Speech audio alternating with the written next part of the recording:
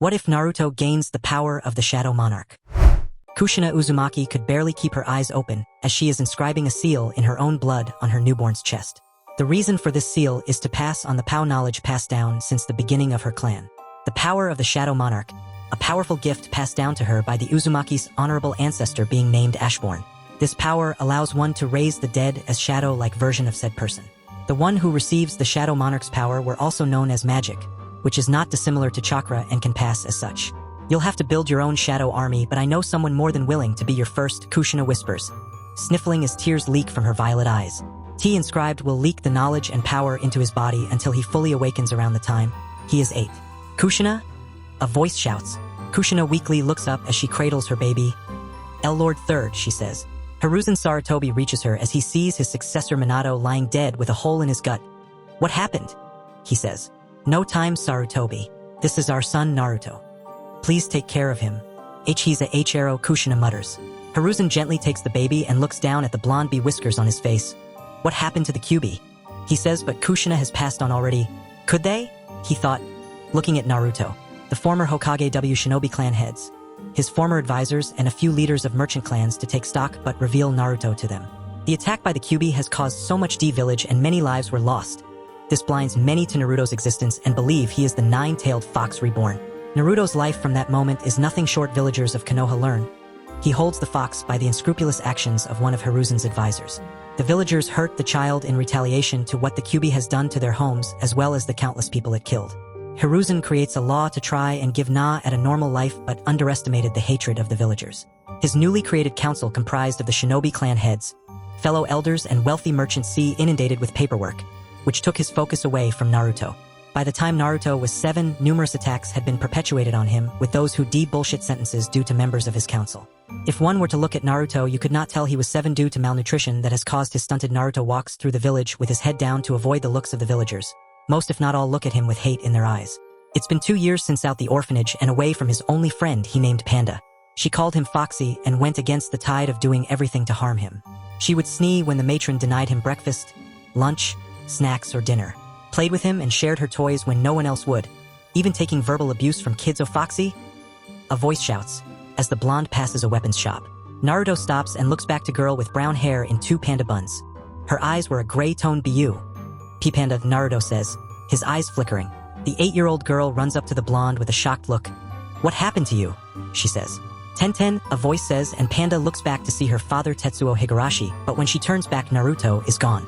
What's wrong? Tetsuo says, looking around. I found my friend from the orphanage named Foxy, but he ran away, Ten says. Foxy, Tetsuo says, confused but pieces it together when Ten says his name. His name is Naruto and I called him Foxy for the whiskers on his cheeks and he called me Panda. Ten says. It would be 2 more years before Panda and Foxy W other again. On Naruto's 8th birthday and the Kyuubi festival did his annual beating take place as over the past 3 years. The villagers regulated their attacks to festival as ninja would be busy with the festival. A large group of villagers dragged the blonde against his will to a dark alley, beating him black and blue with their fists, or a 2x4 that breaks over him from overuse. This is for our pain demon brat, one shouts, stomping Naruto on the back. Naruto curls into a ball as best as he can, but the blows continue. Your very existence this village, one woman screeches. Once the group was finished they left Naruto to bleed out in the alley while they were smiling and laughing about the fun they ate a kid. Naruto watches them leave in a half-conscious state as whatever blessing or curse heals him, but also a seal on his chest begins to unseal itself. Music, Joe DCYB3 R0 N browse just in community forum beta story anime/manga /anime/Naruto /anime/Naruto/ plus Naruto awakens and looks around to see he wasn't in the alley that he had just spent the last hour being beaten to within an inch of his life in. This place resembles sewer that makes him think the people dumped him into one. He staggers to his feet and dusts himself off but sees 2 paths before him with both of them leading barely lit tunnels. Right it is, Naruto thought, heading right and travels for what seems like hours, but it was only a few minutes. He soon finds himself in front of a large prison of sawn off by thick metal bars and a fairly large seal placed upon it. So, my jailer has finally greets me, a deep and ominous voice says. Naruto freezes as 2 very large red eyes open in the darkness having black slit pupils. Says, before a large orange tail snaps its way out of the prison. The tail grabs Naruto and pulls him towards the prison as 2 rows of sharp teeth appear amid the D. Closer Naruto gets does he begin to see a massive orange fox with 9 tails, and a loud roar echoes through the blonde, but someone saves him. Dark shadows made purple and blue slice the tail, and the beast roars in pain. Naruto looks left and sees a figure emerging from the shadows, being a huge, muscular warrior with glowy purple hair, glowing purple eyes, 2 curved black horns, sharp claws, wearing jet black armor and a long, smoky black cloak. Who are you? Naruto says.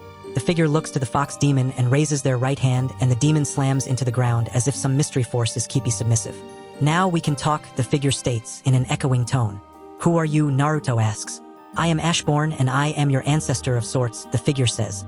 Naruto is about to ask more, but his head begins to throb with a head-splitting headache. It feels like his actual soul itself is trying to break through his skull for some reason, but visions assault him and meld into his brain.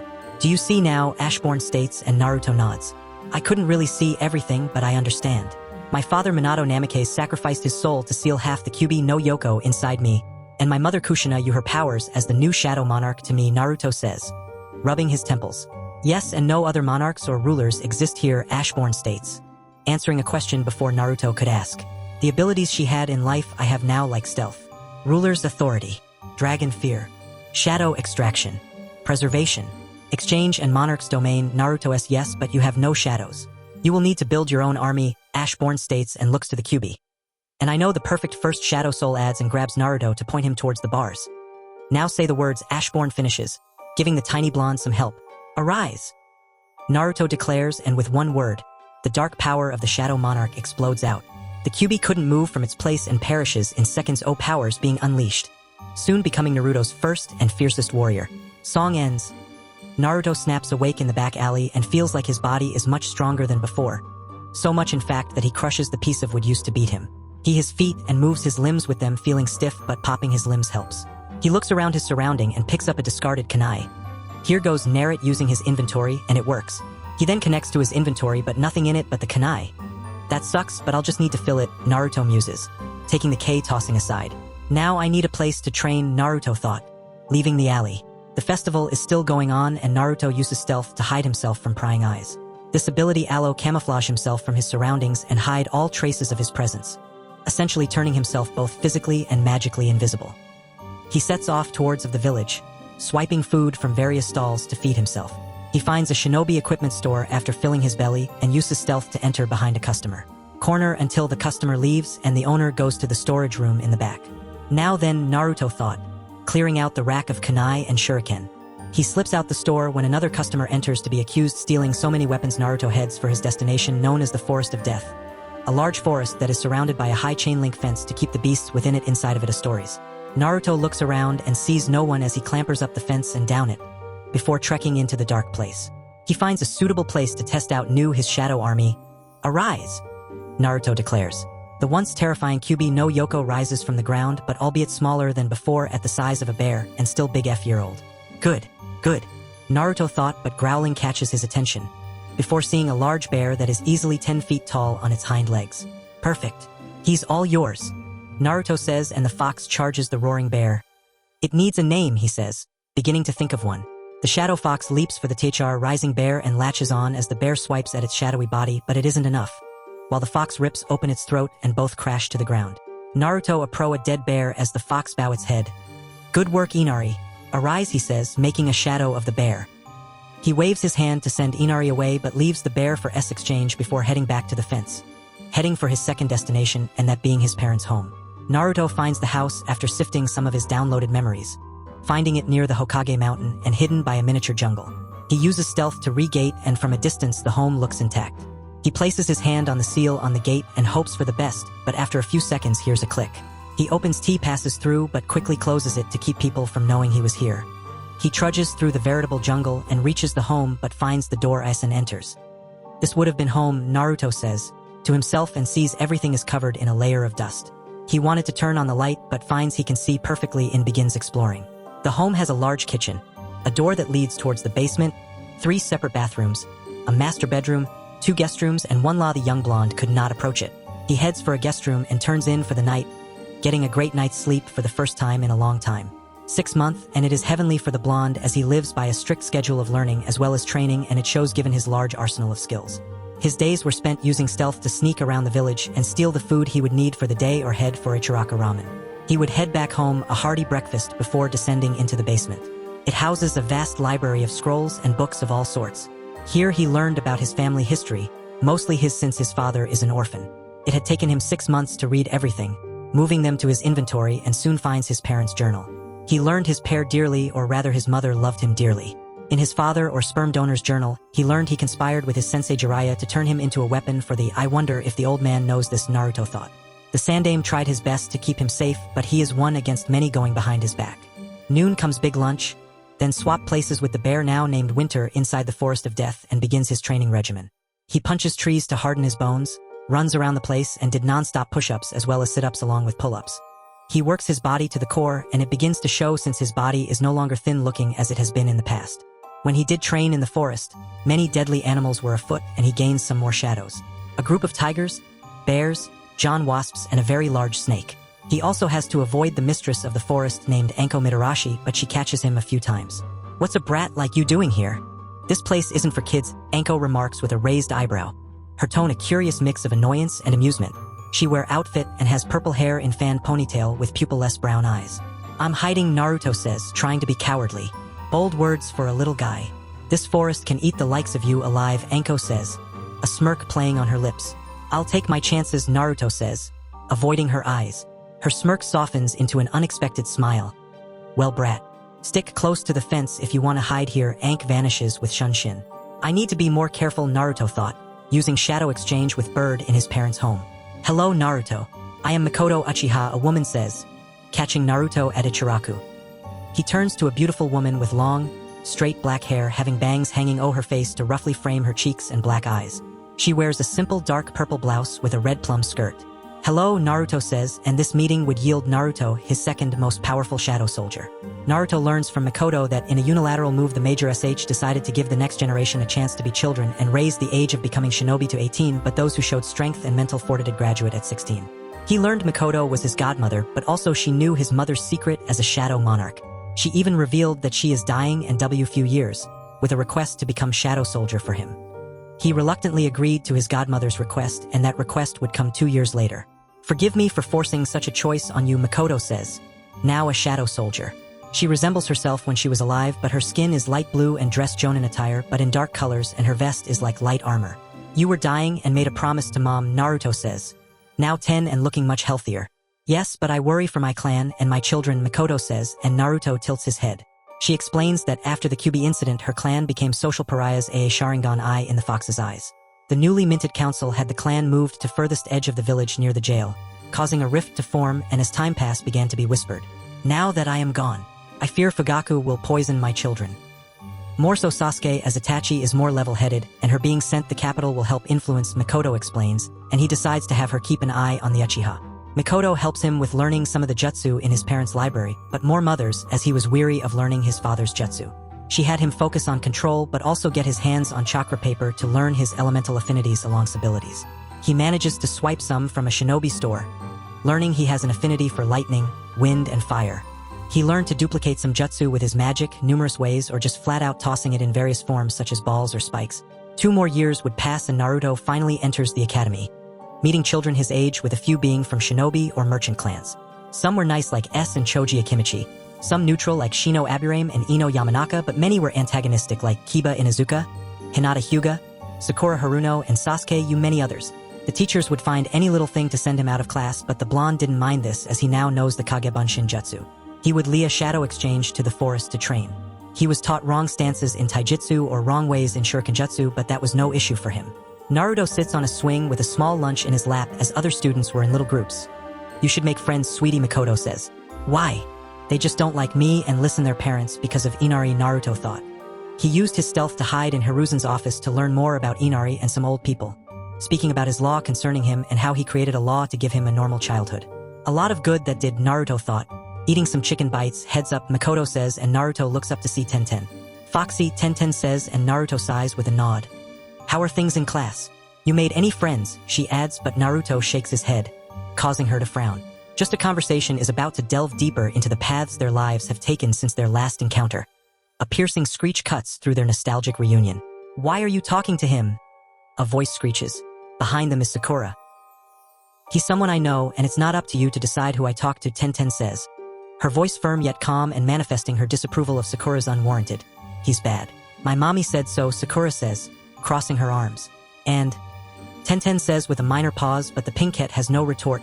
Then leave us alone, she adds. See, a friend, Makoto comments. The 11-year-old would have constant partner during lunches or after school, introducing him to her dad and the bear of Ma nice to him unlike most adults, or so both believed. Get out, Uzumaki, a no-name teacher says, and numerous students laugh. Seems your fate as a nothing continues, Hinata says, as the blonde passes. He ignores the Hyuga as Kiba tries to trip him, but the blonde hops over his foot, before crushing Kiba's foot. He heads to the bathroom and leaves the academy for the Forest of Death, but he is being followed by several to ascertain the boy's level. He REA and hops over with ease compared to his first incursion into the forest. Naruto, Makoto says as Naruto lands in very large clearing. He quickly has to avoid a flurry of shuriken as about a dozen or so people in Umbu gear appear but th blank. Who are you? Naruto says, but none say anything. They draw their tantos and rush Naruto, but he quickly uses ruler's authority to lift the thrown shuriken. Send in the blank mask Umbu. A few find the mark and pierce one kunoichi as she crashes to the ground as this freezes Naruto with one kicking him in the back towards the kunoichi. Arise! Naruto shouts. Inari, Winter and Makoto rise to fight along with now dead kunoichi. Is this one of Kyuubi's powers, one says, but they wouldn't be able to tell their master about it. Naruto raises the dead blank mask Umbu, but their bodies turn to ash flames. Who are you people? He says, but none of them can talk. Na or root, Makoto says, as Naruto falls on his butt. Na, Naruto says, confused. It's a faction of the Umbu and created for the village's protection, but their methods, they're more extreme. They operate under the philosophy T individual does not matter. Only the mission. They are led by an elder named Danzo Shimura. He is someone with dark machinations for the Six, says with a grave tone, and Naruto looks even more confused. He wants you as weapon, she adds, shocking the blonde. This would inspire him to grow stronger, his choice to leave Konoha for a while. Makoto got his soldiers to show her where Danzo's base is, and this garnered the blonde some more solidars, but learning of her clan due to said coup as 2 more years passed. Makoto kept an eye on her clan, and the coup has been solidified when Itachi returned from the capital. Naruto, Itachi, and her friend Shisui were leaking information to the Hokage and his advisors. Are you sure about this? Makoto says. Inside Naruto's shadow. The blonde is packing all his things and dressed in dark clothes. Yes. Leaving Konoha is the best. He can only do so much in the village. Traveling will yield me some more shadow soldiers. Though I hate that Itachi has to cull your clan or leaving Tenten behind, and now 13. The decision to kill the Uchiha comes 3 days after Shisui Uchiha disappears, and the choice is made to cull them. Naruto leaves his apartment and head for the Uchiha district as the moon hangs in the sky. It's already begun, Makoto says, as Naruto finds a few bodies once he passes through the gates. She guides him to which Uchiha to raise as shadow soldiers, each with fully developed Sharingan. What about Fugaku? Naruto says, heading for her home. That is your choice, Makoto says sadly. Naruto reaches the house and searches for Fugaku, finding him face down with Itachi standing over him and the young W cold. Dad? A voice shouts and Naruto hides, seeing Sasuke. He listens as Itachi tells Sasuke that she killed everyone to show her power. Tsukuyami, Naruto thought. A powerful genjutsu. Why would she use such on him? Makoto says, seeing her youngest run off followed by her oldest. Naruto slips into the room and Mac towards Fugaku. I don't know, he says and his eyes glow purple. Arise, he adds. Fugaku twitches as his shadow variant rises from his body and no longer resembles self. Instead is a muscular humanoid with a light purple glow, glowing red Sharingan eyes, glowing purple hair, sharp claws and a fractured, horned skull mask that upper right portion of his face. He kneels to Naruto with his head bowed. For now on you will serve Makoto and you will not speak unless she tells you to. Nod, you understand, Naruto says and Fugaku nods. Thank you, Naruto, Makoto says, giggling darkly. Naruto dismisses Fugaku and uses shadow exchange with a bird he sent out hours before to slip out undetected. The coast of Fire Country and the smell of the sea catches his nose. Where to now? Makoto asks. According to the map and the memories of those agents, Water Country is a good place to hide for now, Naruto says, summoning Fugaku and sending him to F for some large sea creature. Wave is good place to stop for supplies. Why not stop in Uzushio before heading into Mizu? Makoto suggests. About 30 minutes later, Fugaku returns W Foot Shark and Naruto makes a shadow of it to ride across the water into Wave Country. About an hour later, sandy shores come into view and he dismisses his shark before pulling the hood of his big hoodie up to hide his face and makes his way inland. He soon sees a town, but this certain depressing atmosphere hits him. Huh? Thought. The people were downtrodden with children playing, yet all of them stick close to themselves and didn't even so much as look up when he walks past them. What is going on? Naruto thought, but gets his answer due the sounds of a man being beaten up. He finds the source of 5 men with one on the ground being ST with a pipe, while a 6th man holds a pregnant woman hostage with a flintlock pistol. Where is our payment? One of the mobsters demands, kicking the man in the gut. I already paid Gato last week. The man shouts, in pain, but the men laugh. That's funny, said the man holding the man's wife at gunpoint. Since I do the bookkeeping for Gato and I don't remember a payment from your family, he adds. What do you want from us? The down man shouts, but Naruto has heard enough. Gentlemen, Naruto shouts and everyone looks his way. Beat it, kid, one says, approaching with a steel baton. Naruto doesn't move as the guy grabs him by the front of his hoodie, but the blonde slices his throat, spraying shock of everyone. Naruto walks past the now dead man as he crashes to the ground, and in the blonde's hand is a kunai. Get him! The man holding the pistol shouts. The men rush Naruto and he avoids the first punch into a spinning low kick to snap his leg. A leaping punt kick to a kunai to the temple to the third. You brat! The pistol man says, but a kunai pierces his forehead. The woman screams as the man crashes to the ground and rushes to the down man while Naruto. Are you two alright? Naruto says. Why yes, but who are you? The man says. Nobody. What is this all about? Naruto says, pointing his thumb to the dead. The man named Kaiza and his wife Tsunami spill their story quickly as it starts with TH main shipping line dying. Their island relies on shipping lines to trade and prosper as a community, but that changed when a shipping company owned by Gato Move acts as a tyrant by monopolizing the shipping lines and hiring thugs to control the populace. Those who spoke against Gato go missing to never be found. Disgusting, Makoto hisses. In Naruto shadow. Where can I find Gato? Naruto says, shocking the pair. You're just a kid. You can't defeat Gato. Tsunami says. I've learned the evil triumphs when good men do nothing. Have faith and I'll take care of it, Naruto says and turns on his heels, leaving the pair. Naruto moves TH and sends some soldiers out in shadowy forms to find Gato's place. One soon finds Gato's compound and Naruto uses shadow exchange near the place. Leaping up, I look over things. Not a big place, Naruto thought, and leaps down. Arise, he says, summoning all his shadows. 2 guards see a tiger and fox charging them, but they have no time. They were killed. Naruto's shadow army rush into the compound as Makoto stays at Naruto's side with screams beginning to echo. Makoto kicks the gate off its hinge, sees bodies. Think any are worth using, he says. If they were ninja, Makoto comments, but sees Inari dragging a short man in a suit. You must be Gato, Naruto says, removing his hood. Who the hell are you? Gato hisses and screams as Inari latches onto his leg. Who I am is none of your business. I am simply ridding the world of scum, Naruto says, squatting down and unleashing his bloodlust. This freezes Gato and his pants in the process. Please don't. He starts, but Naruto slices through his throat with his kunai. He has one of his na display Gato in the center of town and the compound but sees nothing he wants, leaving the money for the people. Naruto leaves Wave as quickly as he arrives and heads for Uzushio, while the people Fin Kaiza leads a group of people to Gato's compound to find the bodies, and Kaiza says this must have been their mysterious savior. The people would sing the praises hero, but they would meet him again some years later. Naruto reaches the land of whirlpools and sees numerous whirlpools, with one being nearly a half-mile wide. He reaches the island and makes 100 clones and shadows to begin exploring as he moves on his own by moving straight. The countryside is dominated by steep hills, but the blonde soon sees skeletons from adults of children. His mother's journal said the village of Uzushio has several tall buildings with a wide river running through the village, parcellated in many places bridges. I wonder what the village was like before its fall, Naruto thought, leaping along the remains of a bridge. One of his na finds a tower similar to the Hokage and he to begin exploring. The building is half destroyed, but he finds a stairway leading underground to a sealed vault of sorts. He checks it and it seems to have a blood S cutting his palm and unlocking the vault. He enters the vault and doesn't find much inside but a few weapons. Tenten would have field day here, Naruto thought, thinking of his first friend and her weapon obsession. He finds 3 sets of daggers called Demon King's Dag, large black daggers with brown hilts and red blade guards that resemble a demon's mouth. Samurai Killer being a pair of small black and orange daggers with gray wrath, being a pair of large light orange daggers with gray hilts and glowing blood red edges, with one dagger being thicker than the other. The smaller dagger has guard, while the thicker one has a golden blade guard. These daggers were made from Inari's fangs. Not bad, Naruto says, moving to pair of long swords. The first sword, a long light-colored sword with a thick black lee through the center of the blade and an arched blade guard that curves downward.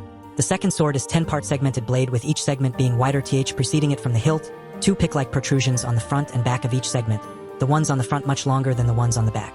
Demon King's long sword and no name. One can create miniature lightning storms and the other extends 10 feet and channel the elements, Naruto says, looking weapons. One is a pair of bracelets called the Scorching Gauntlets and the other is the Uzumaki revolving rifle, Colt new model revolving rifle. The Scorching GA length armored gauntlet made with chakra metal having claws. red plating on the hands and golden destins up the arm like flames. A repeating rifle with .56 projectile, Naruto reads, putting each weapon into his inventory.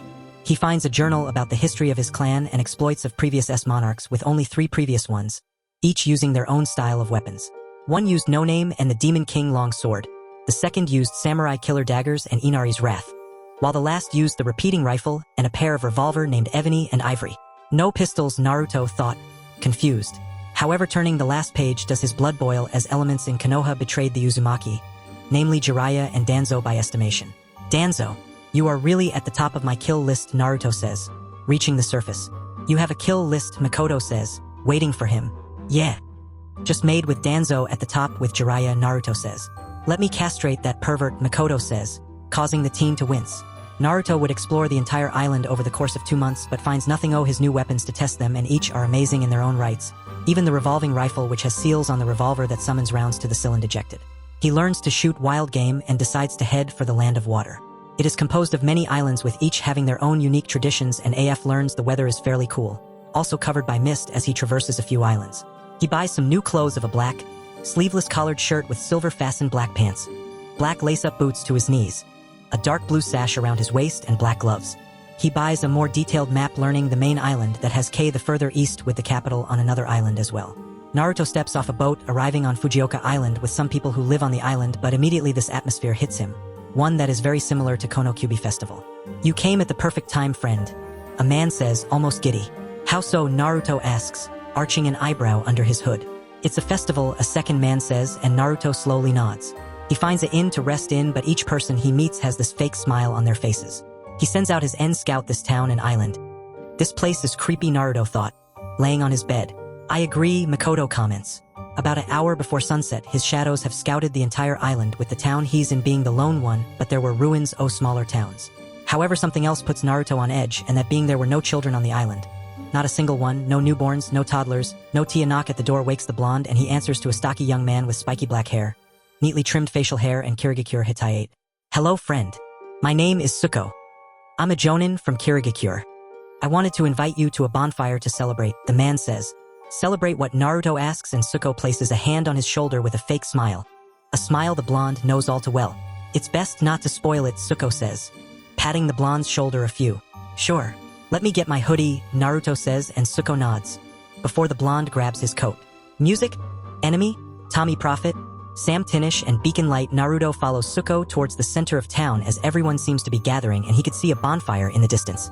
They move through the gathered crow. Blonde could see the fake smiles beginning to fade from the people's faces, morphing into the ones the villagers had during his beatings. They reach the bonfire itself, his hood over his face, while Sukio introduces his teammates Cho, Juntae, and Lee-chin with some other no-name Kiri ninja.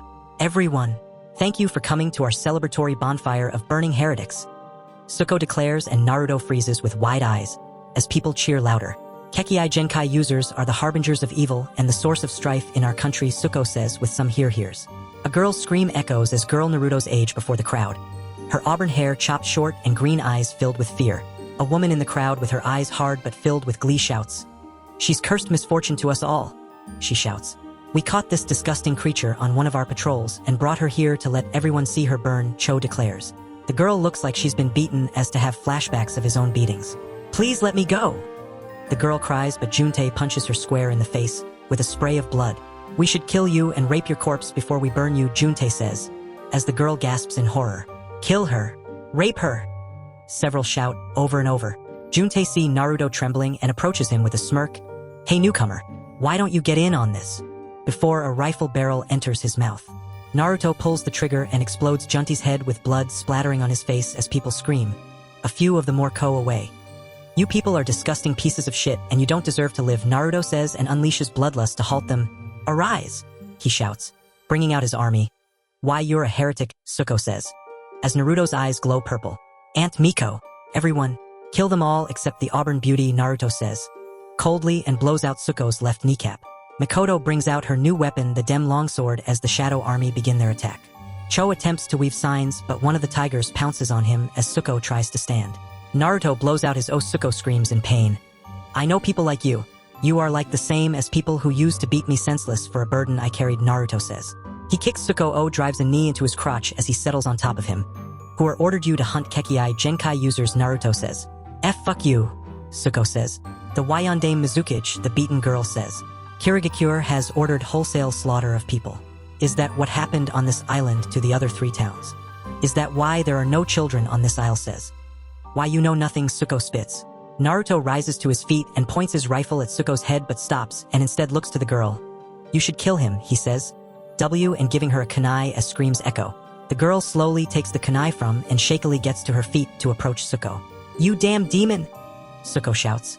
As the girl falls to her knees and begins stabbing him repeatedly. The girl stabs Suko over 30 times before the kunai breaks and falls on her shoulders as the screams have long stopped. What's your name, he says. Mei. Mei Terumi, the girl whispers, clutching his coat. I'm Naruto. Naruto Uzumaki, Naruto says, but freezes as a thick mist rolls. Not bad, kid. The carnage here reminds me of me. A voice says, seemingly from everywhere. Who are you? Naruto shouts. The name's Zabuza Momochi. Demon of Mist, the voice says. Song ends. Naruto raises his rifle with it trained to hit whoever comes close, but Zabuza chuckles. Easy, kid. You did my work for me, Zabuza says, from everywhere. Work? Naruto says, eyes narrowed. Yeah. I was sent to put this disgusting place to the sword for their unspeakable actions, Zabuza says, as the mist recedes. Naruto keeps his rifle at the ready as a noticeably muscular man appears with light grayish skin, short spiky black hair, dark brown eyes, and small eyebrows. He wears bandages around the lower half of Hitayate turned sideways on his head, a sleeveless black shirt and matching pants, complete with a waist guard and striped wrist and leg warmers. On his back is a broadsword shaped like a butcher knife. The blade itself has 2 cutouts, a circle close to the top and a semicircular one nearer to the handle. Sent by who, Naruto says, but sees another person out the corner of his eye. Lower your weapon, kid, and we'll talk, but if must know. It's Mangetsu Hozuki, Zabuza says. Mangetsu Hozuki is powerful. Same with Zabuza Momochi. You can learn from both, Mikoto comments. Naruto lowers his rifle as on this day he would teacher and eventually threw him a powerful shadow but also a lifelong partner. Meanwhile, in Konoha things were not going as well as it would take 2 months. B is informed of Naruto's disappearance. The teachers at the academy didn't bother to inform the Hokage or his Umbu minder Inu. Hiruzen reads the riot act to Inu or Hitaki, busting him out of Umbu to Jonin. He has Umbu search the village but they find no trace of the blonde and 2 months later calls his council. A few of Mercha members were elated about the news and planned parties to celebrate, while the shinobi were not as enthused as Naruto is their Jinchuriki. Danzo argues that they Naruto before other nations catch wind of things and seek him for their aims. Hiruzen has Umbu Team Ro lead by. Newly promoted Nico search the country for Naruto, while Danzo secretly used his supposed to be decommissioned Na to search more sinister reasons. The Hokage even calls back Jiraiya to search for Naruto as well, but the self-proclaimed Super Pervet was concerned with other things. He told have his spies look for Naruto but suggests that Itachi kidnapped the blonde after slaughtering her clan, and this worried the Sandaime. He would send Jiraiya back. Ou Gamasenen's priorities were elsewhere. Tenten worried for friend and a blow-up with her adopted father concerning Naruto caused her to drop out of the academy, leave the village to find him, but would meet a powerful teacher, who happens to be a legendary medic. Naruto and Mei follow behind Zabuza and his apprentice Haku Yuki. Not bad killing all those scummy people, Zabuza says, while they were riding on a boat heading main base on the island of Trizi. They were going kill her, Naruto says, with Mei sleeping on his shoulder. You look so young, Haku says. He is a effeminate young man with long black hair gathered in a white bun holder, while 2 locks framing his face, bound with metal the ends and large, dark brown eyes. He wears a pinstriped outfit that stop at his knees, a green haori with white trimmings, around his waist a brown sash with a wrapped around his waist twice. He also wears light brown platoon sandals with straps in the same color as his kimono, nail polish on his fingernails and toenails in green color as well. I grew up fast, Naruto says firmly. You a Kekii Janaki user, Zabuza asks, prying. Sort of. I ended on Fujioka by chance, Naruto says, keeping things close to the vest. The journey devolves in silence and they soon reach Trizi as Zabuza takes TH to their leader. Naruto and Mei sees numerous people from old to young.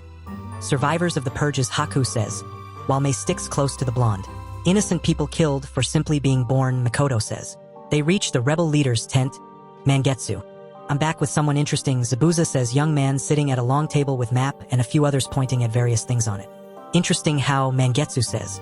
He has purple eyes, shoulder-length white hair and pointed, shark-like teeth. He a black, sleeveless shirt, light purple pants and warmers and wears bandages around his neck. This kid killed everyone on Fujioka, Zabuza says, and this shocks many in the tent.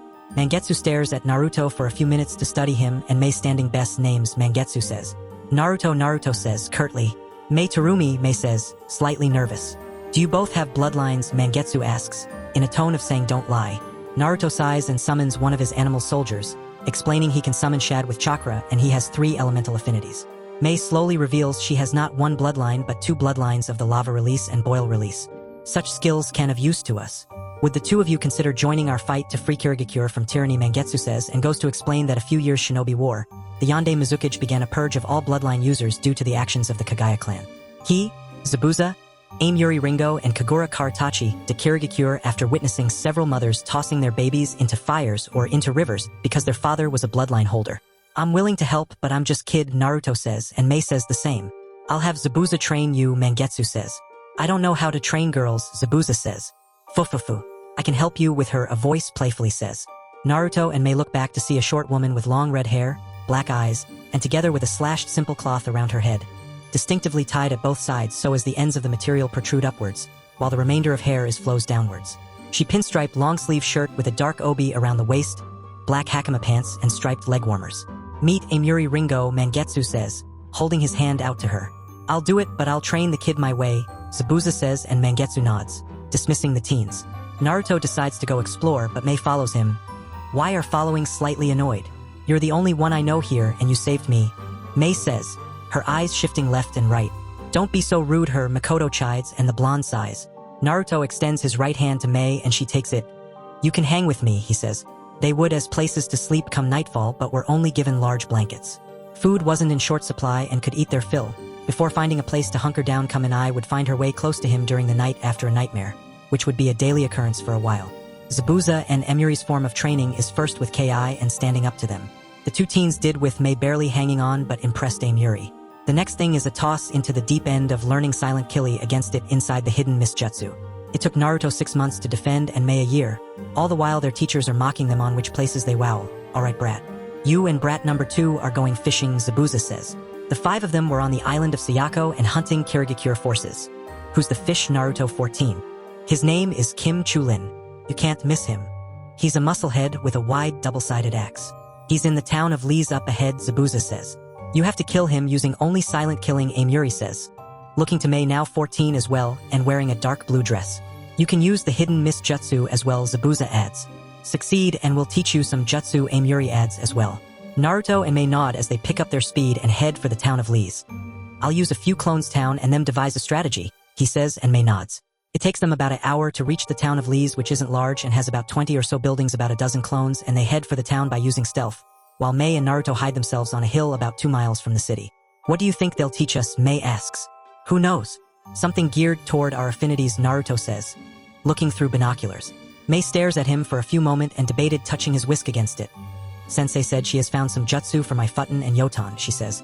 "That's good," Naruto says, not noticing Mei stealing glances at him. "My godchild can be dense," Makoto thought from his shadow. About 30 minutes later, Naruto gets feedback from his clones. Kim is in the center of town with Ninja. They range from Genin to Chunin, he says. "What does he look like?" Mei asks, as they get up from their hiding spot. "Buff with black in buzz cut. He's wearing Jonin attire with a double-sided axe as tall as him," Naruto says and looks to Mei. "Ready," he adds, and Mei nods. "Music. Groove addicts. The beast at our door." Naruto makes another clone as the pair split up with the blonde heading right for the main road, and few people see him, but a thick mist quickly rolls in. He can see brings out his Inari's wrath daggers. "Arise," he says, and his soldiers rise. Mei is moving along the roofs of a building with her hearing and smell honed from relentless courtesy of Aimyuri, who hell cast the hidden mist jutsu Mei hears below her. She brings out a pair of senbon needles and drops down behind the genin to drive them through her ear brain. The genin kunoichi twitches with her eyes rolling in the back of her head as Mei catches her to gently place the body down. "Saki?" A voice shouts and Mei readies another senbon. Meanwhile, Naruto is walking towards Kim Chulin as he orders squad to find whoever is creating this mist. "Perhaps you should have brought a wind user," Naruto says, throwing his voice while his steps are silent as a ghost. "Who the hell are you?" Kim shouts, readying his axe and straining his senses. "I am a demon born of those killed by your masters," Naruto says, picking up speed and slicing the throat of 2 Chunin before they could scream. "Demon, huh? Think you're Zabuza Momochi," Kim shouts, his eyes moving around. "Nah, I'm something worse," Naruto says, passing and slicing under Kim's right arm near his armpit. Kim screams and swings as blood runs down his right side. "Fight me like a man!" he shouts, cutting the mist with his swing, but it does nothing to dissipate it. "Why? Are you not a Kiri shinobi? This should be your bread and butter. Now where to strike larynx, spine, lungs, liver, jugular, subclavian artery, kidneys. Choices. Choices," Naruto says, striking a kidney. Kim sees a shadow and brings his axe down from an overhead swing to crack the ground but hits nothing. Only FO sliced the back of his left knee. Kim falls to one knee with a look of rage on his face and is back on his feet. Rage can sure drive a person. "How many have you killed with it, or maybe it's arrogance," Naruto says, stabbing Kim in his other kidney.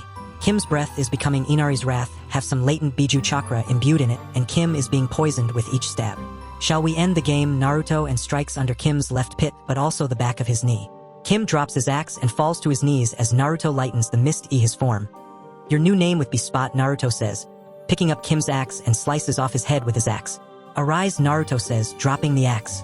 Spot resembles himself as he lived but has light blue skin and his axe has a smoky air to it.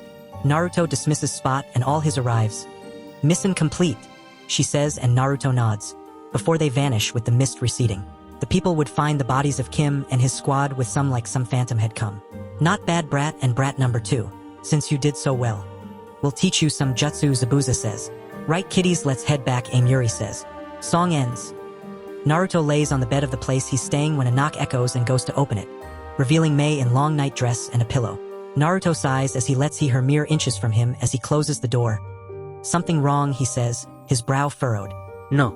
I have something to tell you," Mei says, looking into his blue eyes and him looking into her green jewels. "Is she going to confess?" Makoto thought. "I know it's wrong, but I love you and not as a friend," Mei says, shocking the blonde.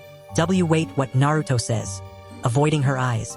"I've only know you a short amount, but I'm in love with you. You saved my life like some hero on a horse. You've seen me at my lowest and lifted me up. So I you," Mei says, her cheeks flushed with embarrassment. "Are you serious about that?" "You don't really know me," Naruto says, covering the lower half of his face as his ears were red. "I don't care and you're not getting rid of me, Naruto Uzumaki," Mei say, and in a bold move driven by pent-up emotions, pulls Naruto into a hasty kiss. It is a gentle uncertainty and longing, a silent plea for understanding and perhaps reciprocation. Naruto's eyes widen in shock as he is caught off guard, but the initial surprise finding himself responding to her kiss. It was clumsy and shy, a testament to their inexperience and the vulnerability they feel in the moment. Naruto and Mei slow, he looks into her eyes and searching for the right words. "Mei, I never realized how you felt." Aunt Miko says, "I'm a bit dense like my mom, but knowing this change," he says. "I was scared.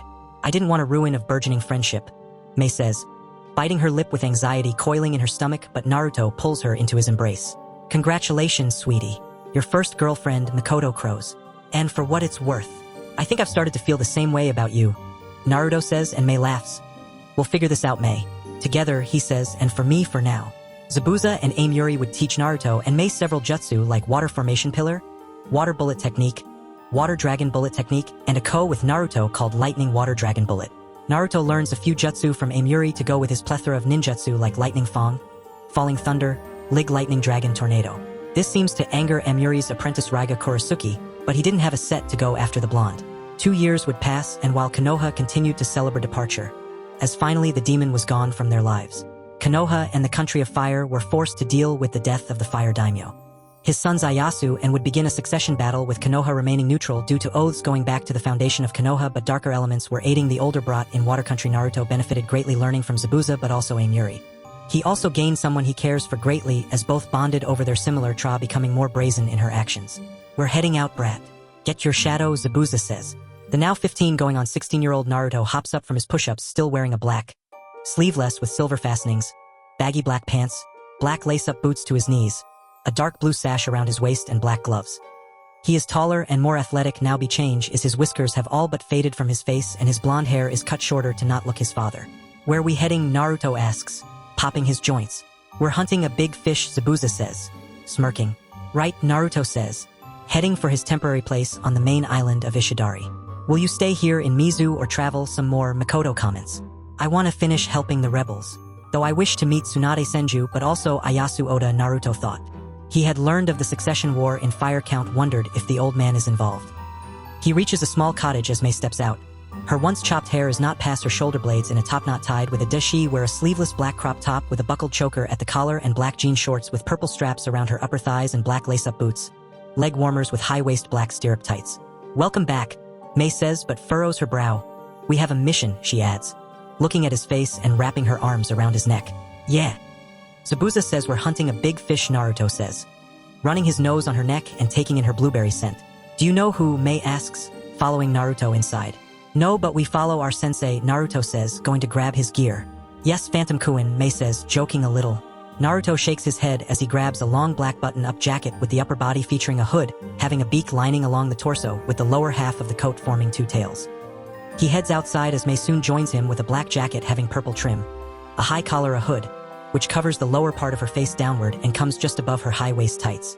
The jacket has a zipper running along its entire length, a perp either side just below the trim. The jacket's sleeves completely envelop her arms, terminating in white glove-like extensions at cat's paws. The pair leave their kata their way to find Zabuza, finding him with Haku. "Hello, Naruto-kun." Mei-chan, Haku says, bowing, and both do the same. "All right, time to head out and no back chatter either," Zabuza says, looking to Naruto, and the blonde raises his hands in defeat. The four take off at Chunin speed as Mei pull up their hoods to hide their faces, while Haku dons a white hunter-nin mask with thin, curved eye holes and a red wavy design in place of the mouth. A few of the four were avoiding a strike force led by Yagura Karatachi and the Sanbai Jinchuriki. "I see what you mean by big fish," Kagura's brother of all people, Naruto says, leaping and turning to fire several air bullets, hitting one hunter-nin in the chest. "Hush up, brat," Zabuza says. Haku and Mei toss a hail of senbon before Yagura spins his hook staff to create an aqua mirror to mirror their attacks and the 4 AV senbon. Both sides reach a large clearing about a mile wide near a lake and both sides halt. Zabuza Momochi, Yagura says. He is short young man with short MES that falls over the right side of his face and spiked up on the left. Pupil-less pink eyes and a stitch-like scar running from under his left eye. All the way down his che includes a gray, sleeveless shirt with short-sleeve mesh armor and a green poncho. A turquoise sash around his waist with a matching green apron over his pants' brown boots.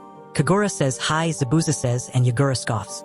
My brother betrayed everything Kirigakure stands for, Yagura says, but this time Zabuza scoffs. The yondaime is a cowardly bastard who kills people for something they were born with, Zabuza says, and looks to Naruto. Do it, brat, he adds. Naruto quickly, we ram. Ninpo. Kirigakure no jutsu, he declares, creating a thick mist with chakra and magic. Form up! Yagura shouts, and his squad form up back-to-back in a circle. Now the silent battle begins, he thought. Each of 10-person squad keep the census strafo is Zabuza, a master of silent killing and butcher of his entire class. This man also has put an unnatural fear into the yondaime Mizukage Tozen Hijikata. To the P firmly, Zabuza will kill him. A wave of flames tears through the mist, but Yagura counters with wave of water before a shadowy figure comes from the right in the for crashing into one kunoichi and dragging her into the mist. Zabuza makes a move with a leaping and downward strike as Yagura blocks using his staff, but a hail of S2 more. You won't win, Zabuza, Yagura says, glaring at his foe. Think so. Then bring out your beast, Zabuza says, and leaps back into the mist. Too bad your brother isn't here, he adds, seemingly from everywhere. Yagura rel Biju chakra that puts everyone but on guard. Futon, Taifwika, he shouts, slamming his hook down. A heavy gust of wind tears through the area to disperse the M, and his squad quickly have to dodge a wave of lava as he loses his hook staff in the process. Hijitsu, Makio Hyosho Haku says, catching Yagura and two of his squad inside a dome of ice mirrors. Clouds begin to form in the sky as Naruto makes his move W name sword to wrap it around one kunoichi, tearing her up as he pulls the segmented sword back. Mei leaps over Naruto to send a hail of senbon as the pair fight Zabuza tears through the remaining squad. However, a disgusting amount of chakra releases from Ice Dome. Shit! Haku, Tsabusa Sots. Music, Jinchuriki Naruto Ost. The dome explodes and Haku flies across the clearing as in the newly created crater is Yagura in some sort of dark red, nearly black layer of chakra like endoskeleto-like shell, spikes all over his body and 3 shrimp-like tails. Haku? Zabuza shouts, seeing his unmoving apprentice. He's dead already, Zabuza, Yagura says, his voice distorted. His face is concealed between a large forehead and lower jaw with pupil-less white eyes as blue-red form. Around him to coalesce in a purple mass. He preparing a Baijadama. Brat, you know what to do, Zabuza says, glancing to the unmoving Haku. Die! Yagura shouts, firing his Baijadama, but Naruto weaves a chain of signs and slams his hands down. Kuchios, triple Rashomon, Naruto shouts, as Zabuza and Mei get behind him. 3 demon face gate doors rise from the ground as Yagura's Baijadama nears Teach detonates violently. destroying the first 2 gates and bending the third back as everything around them is erased. "We can't fight Yagura in this state," Zabuza says, and rain begins to fall. "Is what I would say." "You're up, brat," he adds, smirking. "Right, and one of my clones will grab Haku," Naruto says, preparing for some heavy artillery. "You better. Come on, Red." "We don't want to be in the blast radius," Zabuza says, and both quickly shun away. Naruto looks around the gate to see Yagura and bent gate door as Yagura looks up to him while a rumble of thunder echoes. "How noble to sacrifice yourself," Yagura shouts, as chakra begins to explode from him. "Better be quick. Arise," Naruto declares as thunder drowns him out. Shadow variants of Yagura's squad and Haku rise as the latter grabs his body to take off. Yag begins to expand into his full Sanbai form, while Naruto releases a disgusting amount of chakra that mingles with the rain itself and begins a lengthy chain of signs. "You'll need to slow him down," Makoto says from his shadow, but the blonde is inhaling deeply. Naruto releases a magic-infused roar from deep within himself, the Yagura, but also the Biju inside him, into a state of panic. "Hijitsu! Kamishini no Yari!" Naruto shouts, and thick spear of white lightning comes from the cloudy sky to pierce Yagura, lighting up the area in flash of light. Narrow demon gate as the rain begins to lessen, and he sees the body of Yagura in a crater about 20 wide. "Arise," Naruto says. Yagura's body twitches, with black shadow, the Sanbai, rising from his body. Naruto approaches them, and both kneel to him as Haku appears with his body. "Can you talk?" Naruto asks, but Haku and Yagura shack. "I can," the Sanbai says. "Do you have a name?" Naruto asks, curious. "I am Isabu," the Sanbai or Isabu says, shocking Naruto, and he summons Inari. "Can you talk too?" Naruto says to Inari. The nine-tailed fox remains silent but looks to Isabu. "Yes, I can, but I wish to see if it was worth speaking to you. In my brother has being burned by humans," Isabu comments, and Naruto's mouth hangs open a little. He shakes back with a sigh and dismisses all of them before bodies in stasis scrolls, but doesn't notice a strange figure from the clearing's edge. The figure is merged with the ground, having a literal black and white side hair, pupilless yellow eyes, and green stalks like a Venus flytrap. "How did he kill the Jinchuriki?" the white side says in a lighter tone. "He used the mist to hide the fact he was superheating the sky. The sudden warmth created an ascending air current or thunderclouds. Then he released chakra, the rain," the darker side said, having a wicked edge. "What about that scary roar?" "I still feel scared," the white side says. "He used it to hold the Jinchuriki in place for his lightning attack, even if lightning travels as 1/1000th of a second. His jutsu isn't fast but takes lengthy preparation." Roar. "He even tamed lightning itself," the darker side said. "Toby won't be happy," the white says, as they sink into the ground. Song ends. "Thanks for bringing him back, brat," Abuse says, looking over Haku's body, which has pink coral coming from his chest. Naruto is standing next to him with Mei behind. "Problem," Naruto says, his eyes drifting to Kagura and Mangetsu. The former resembles his brother Yagura with short, messy, gray hair that falls over the right side, spikes up on the left's forehead, pink eyes, and a marking with 3 points running down under his left eye. He wears black pants, a striped purple shirt, a green vest with a high collar, and black gloves. "Not many can say they defeated a Jinchuriki," Zabuza says, seeing Mangetsu coming and hearing his words. "The Sandame Raikage, the Yandame Hokage, and Shodame Hokage," Mangetsu says. "Each of them are dead and you're alive. Your rank in the bingo book will raise with Yagura's death," Mangetsu says, and he would be right. Word does spread of Yak, the hands of Phantom, and Hijikata raises Naruto's rank to A class with an exercise caution, but the writing is on the wall. Yagura is and was Kiri's powerhouse against, despite Kagura being the Rokubi Jinchuriki, as unlike his brother couldn't fully control the Rokubi. However, losing Yagura is enough for the Water Daimyo to commit to cause and support a bid for Mangetsu becoming the Godame Mizukage. It would be 6 months later, around Naruto's 16th birthday, did the rebels defeat the Kirigakure loyalists. The victory did not without loss, as Zabuza went down Taiyandame with him, while Amyuri could no longer fight due to her illness, but her apprentice Raga Kurasuki took her Kiba blade and fled like coward. Amyuri's ill and she has a few more weeks to live as Mangetsu cements himself as Godame, flushing out Hijikata's loyalists. "I'm offering you both positions as Kirigakure Chunin. Your ages don't matter," Mangetsu says, sitting in the Mizukage office. "We appreciate it, but I wasn't born here. Fire Country is my home and I wish to return," Naruto says. "I go where Naruto goes. A change of scenery would be a good change of pace," Mei says. "I'll accept that. However, I won't remove your entry in the bingo book, but I'll guarantee our Hunter Corp will not come after you," Mangetsu says. "That's fine, Lord Fifth," Naruto says, and both bows, before excusing themselves. Kirigakure's architecture is several cylindrical buildings, with the Mizukage's office B and largest, as most of the buildings have vegetation growing on their roofs. "Let's go see Emuri-sensei," Mei says, and Naruto nods, as she takes his left hand. The pair walk in silence towards the main hospital in the village. Naruto," Emuri-sensei passes away. Will you make her one of her soldiers, Mei says, squeezing his hand. Naruto stops and looks into her green eyes but slowly nods as forehead with his own. Thank you, she whispers. They continue on to the hospital and head for Amuri's room on the 6th floor of it. Well, if it isn't Mei and her boy toy, Amuri says weakly. Seeing Mei and Naruto slide open the door with IVs in her right arm. Naruto raises an eyebrow with a M lighting up his features. Boy toy. I've been upgraded, he says, and Amuri's laughter, though weaker than before, fills the room. Sensei, please don't encourage him, Mei says, moving to sit next to her bed. Naruto moves towards the window to look out it as student and teacher talk. Why return to Fire Country? See more of the world. You've been fighting for the last few years. Why not see a world not embroiled in war before step another 1-inch, Makoto says. Amuri reaches out a frail hand for Mei to take gently. I'm glad to have seen you both grow. You two have grown into powerful stop, Amuri says, and Mei nods, sniffling. I reluctantly agree with the accursed Uchiha. Experience life for once. Your mate is about to lose her sensei.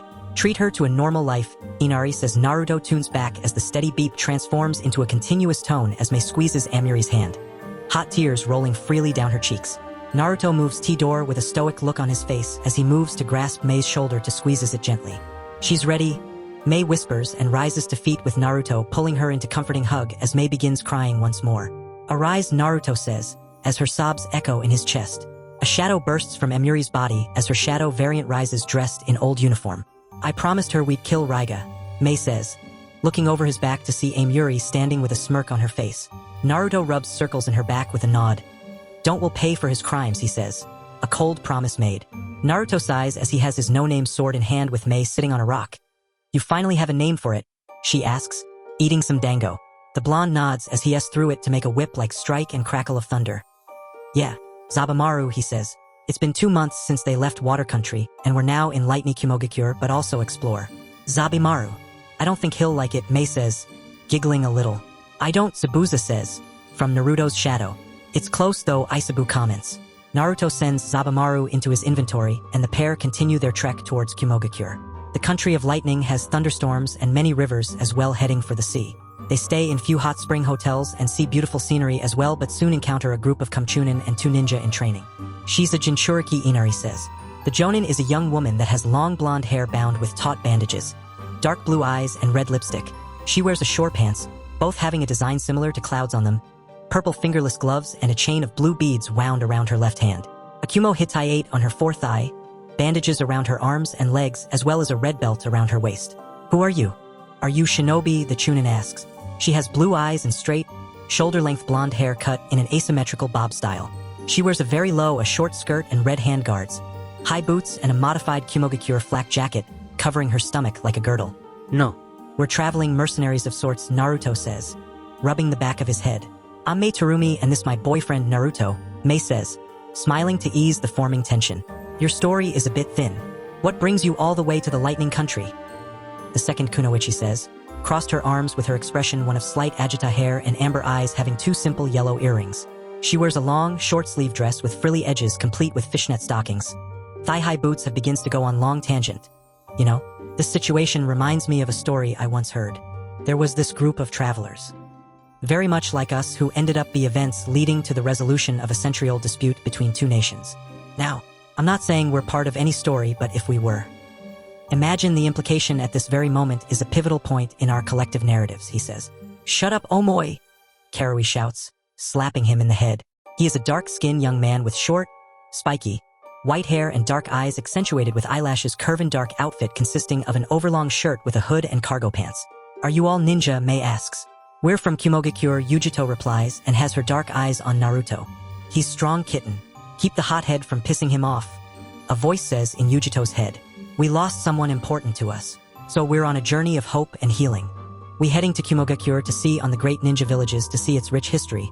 We can escort you for a fee, Karui says, smirking. Karui, you and Omoi are not ninja yet. We can accompany them as we're on our way back, Yujito says and looks to the pair.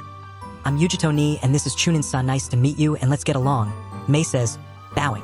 The 2 groups make the week-long journey to Kumogakure, which is located in a range of tall mountains. Learns the 4 Kumo residents have various personalities, with Yujito being a courageous, proud and wise kunoichi. Samui is mature, calm, and generally silent, calm, stubborn. and impulsive Karui or the overly critical thinking Omoi. He also knows this is the same village who tried to kidnap his mother when she was young.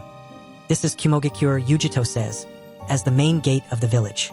Naruto and Mei hand over papers with his last name being Yusuji to keep himself a secret from, as unlike Konoha, which could be 70% civilian and 30% ninja, the opposite could be said for Kumo with 70 to 30 in the ninja's favor. The two groups part as Naruto, and it costs double compared to most hotels outside the village. Can we head to a Wagakure and get some jutsu for me? Mei says, unsealing her things. Browse just in community forum betas anime/manga/anime/Naruto/anime/Naruto/plus. We can. IWA deals in the lava release, Naruto says, unsealing his things as well. The pair take a tour of the village and it confirms that there are more ninja than some very delicious food. Mei has some seafood and the blonde has a steak but notices again things were expensive. Is it because of the distance, Mei says, as they were leaving the restaurant. Maybe. We are in the mountains, Naruto says. They continue to explore some and Mei drags him to the shopping district for some new clothes. He buys a graphic sleeves have bionic designs on them. A pair of hybrid ninja cargo pants with adjustable straps and tight ankles. He finds a hoodie with lightning storm graphic on a "We're back at their hotel." Don't get caught, Mei says, winking. I won't, Naruto says, making a clone in case someone shows up. He uses stealth and slips out the hotel room from balcony to make his way towards the tallest toe, lightning on the front. Patrols were very prevalent as Naruto moves through the village. Kumo is very militarized, he thought. He reaches the tower and manages T-Tower. He searches for the jutsu library and soon finds it, searching through the library and finds some jutsu, but a few were some he's seen already. He writes Dao, but the rest utilize the lightning armor and are taijutsu-based, co-op-based or sword-based jutsu, but also some lava-based jutsu. Rubber, Naruto thought. I don't think Mei will like these Makoto comments, writing them down just in case. He thought of checking the Raikage's office, but decides against it, and Slipso heads back to their hotel room, and slips back inside. Mission successful, Mei asks, laying on the bed. I found a little, but it's more suited for certain people. I did find some Yotan jutsu, but they are rubber-based, Naruto says, and Mei wrinkles her nose. I guess it's remained in Kumo for about a month, but would soon find their patience and resolve tested not just by the foreign environment. It would be the interactions with Karu several times and leading to them a friendly spar. This is so not cool. They are guests here. There's no need to constantly provoke a fight, Samui comments, standing between Naruto and Karui. It will be fine, Samui. I just want to see what he's made of. Besides, it's just a friendly spar, Karui says, tossing Naruto a wooden sword. Naruto has a lazy grippo look on his face but could hear Omoi going on a long tangent about him being the secret son of the Yondaime Hokage to Mei. That is scary accurate, Makoto says. I agree. If you go Earth Country and IWA. You better dye your hair, Zabuza says. Samui calls a beginning to the spar and Karui wastes no time to close it, parries her strike. Into a spin on his heels for a strike to back of her head. Karui quickly avoids it by ducking under the strike and scampering back, but Naruto forces Naruto has to avoid using any Uzumaki techniques or any taught to him by Zabuza, Amuri, and Mikoto. Karui goes for a single quick and powerful cutting motion B by using Kawarimi to distract him and lateral sword slash. He's good. He avoided both the Kumoryu Damashijiri and Kumoryu Omotajiri. He has to be trained, but from where Samui thought, seeing Naruto switch Han spots.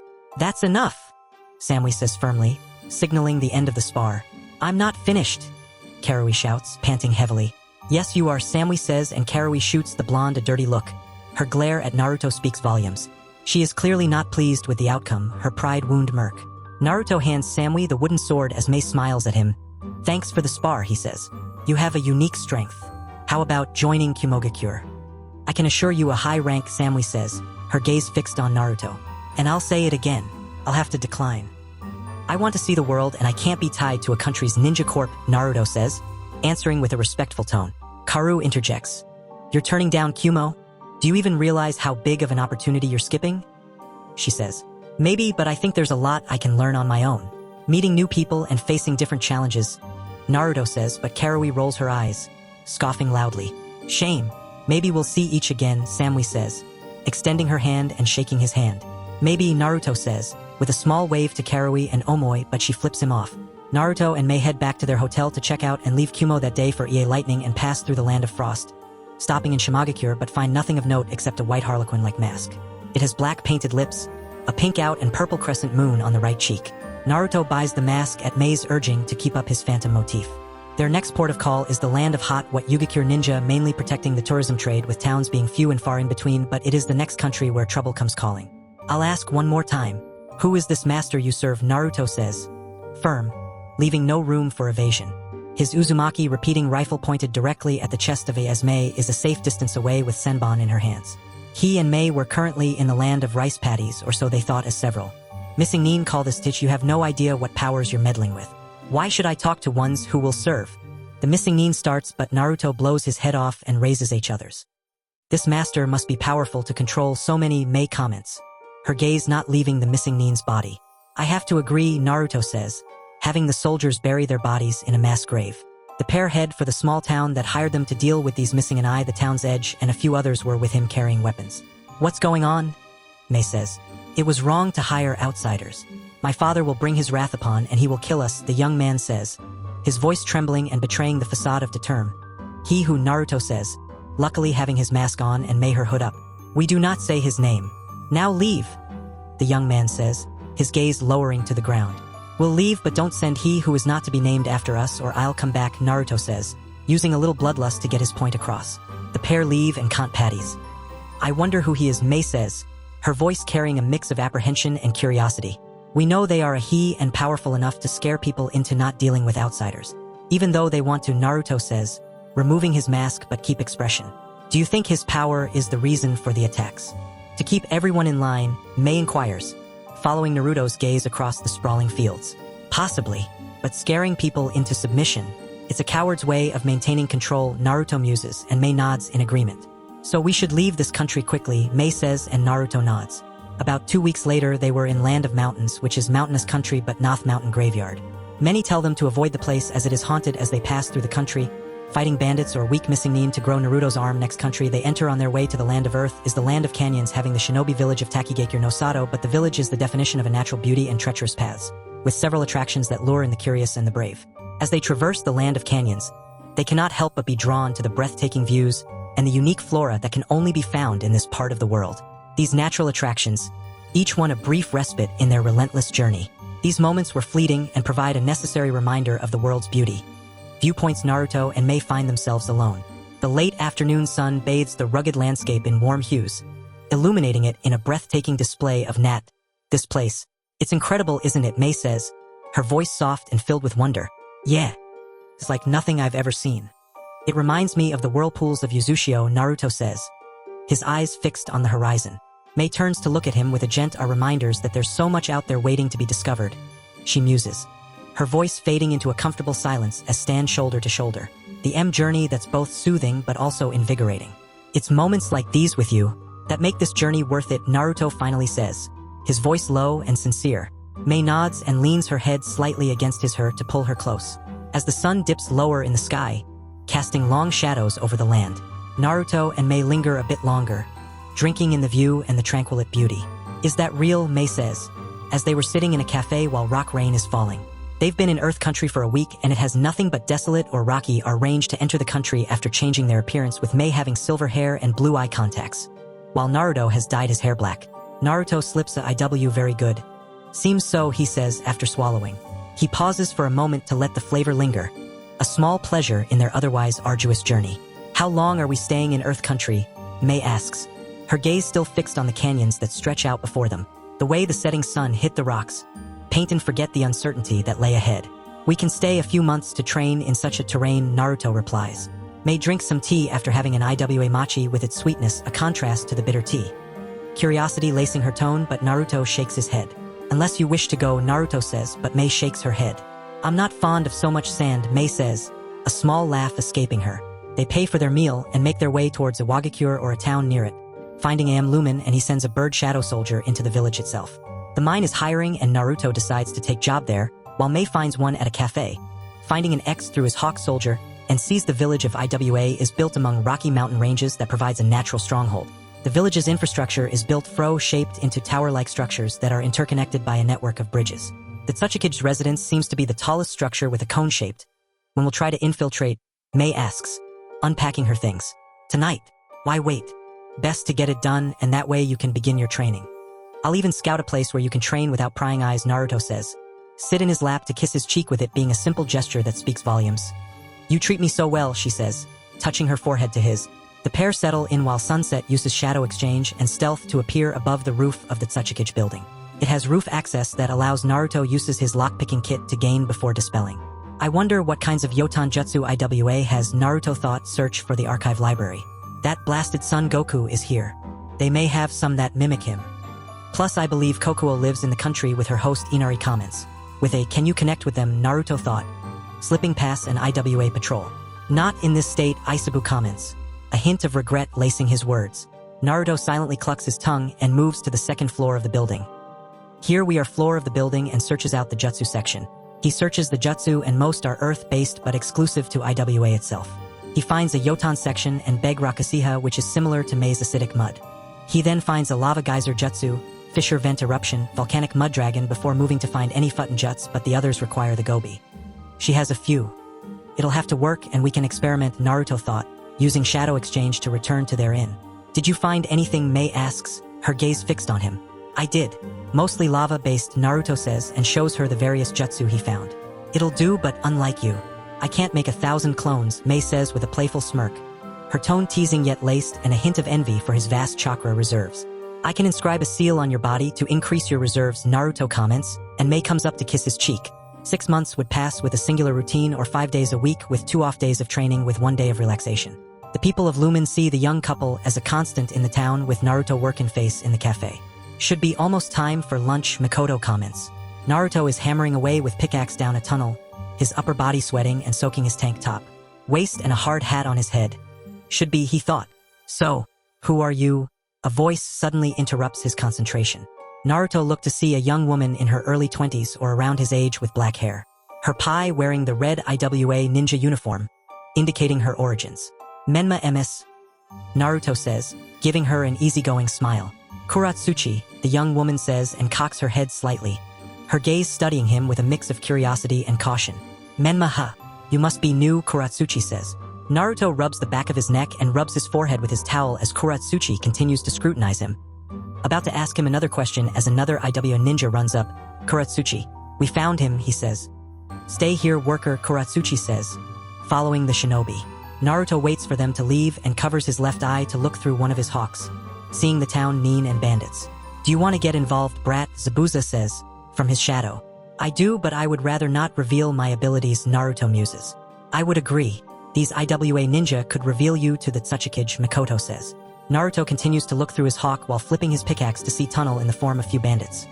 We should load up on while the boss deals with the Tsuchikage's granddaughter. A voice says, rough and eager with the sound he erases his presence. Another bandit chimes in with a hint of greed lacing his tone. Yeah, and I heard she's not to be underestimated, but with her out of the way. Into our demands, he says.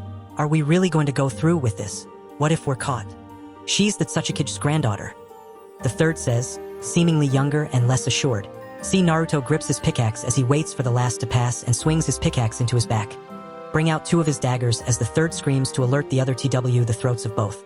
Arise, Naruto says and brings the 3 back, sending his daggers back into his inventory. How many more? Naruto asks and one raises 5 fingers. He turns towards the tunnel and weaves signs to Ram. Ninpo. Kirigakure no Jutsu, Naruto thought. And bandits come down the tunnel, but see the mist coming. Poison, one says. Could be. A second says, but his eyes widen as a pickaxe comes flying out to pierce his head. What the hell? The first says, as the second crumbles but a shot rings out to explode his head like a watermelon. Naruto emerges from the mist like a blur to cut 5 and continuing towards the tunnel junction, but the scent of blood catches his nose. He reaches the junction and sees several bodies of people he has worked. Oya. Another miner, a voice says, and sees a thin young man with spiky purple hair. His dark eyes show the scope of his murderous glee.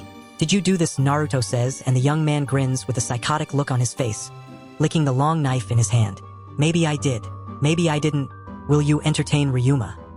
I want my new sword to drink some blood, the young man says, and Naruto sees a sword on his waist. It intricate designs on the sheath of dragons in gold. New sword, Naruto says. Ryuma pats the sword on his waist with a smile. I killed this foolish samurai. You know he never used it, and it's made of Iron Country's nose. Iron is to the north of the land of canyons and borders Earth, but is a country ruled by samurai. You killed all people to test your new sword? Naruto says. Ryuma points his knife. You killed all people to test your new sword? Naruto says. Ryuma points his killed these workers with this knife, but you. No, you will face my sword. You look strong, he says. Naruto's face is hidden in shadow but leaves one purple orb. Yo, the fallen workers. Ryuma gasps as the shadows of those he killed were surrounding him, but a look of utter shock crosses his face when he realizes his knife doesn't get back.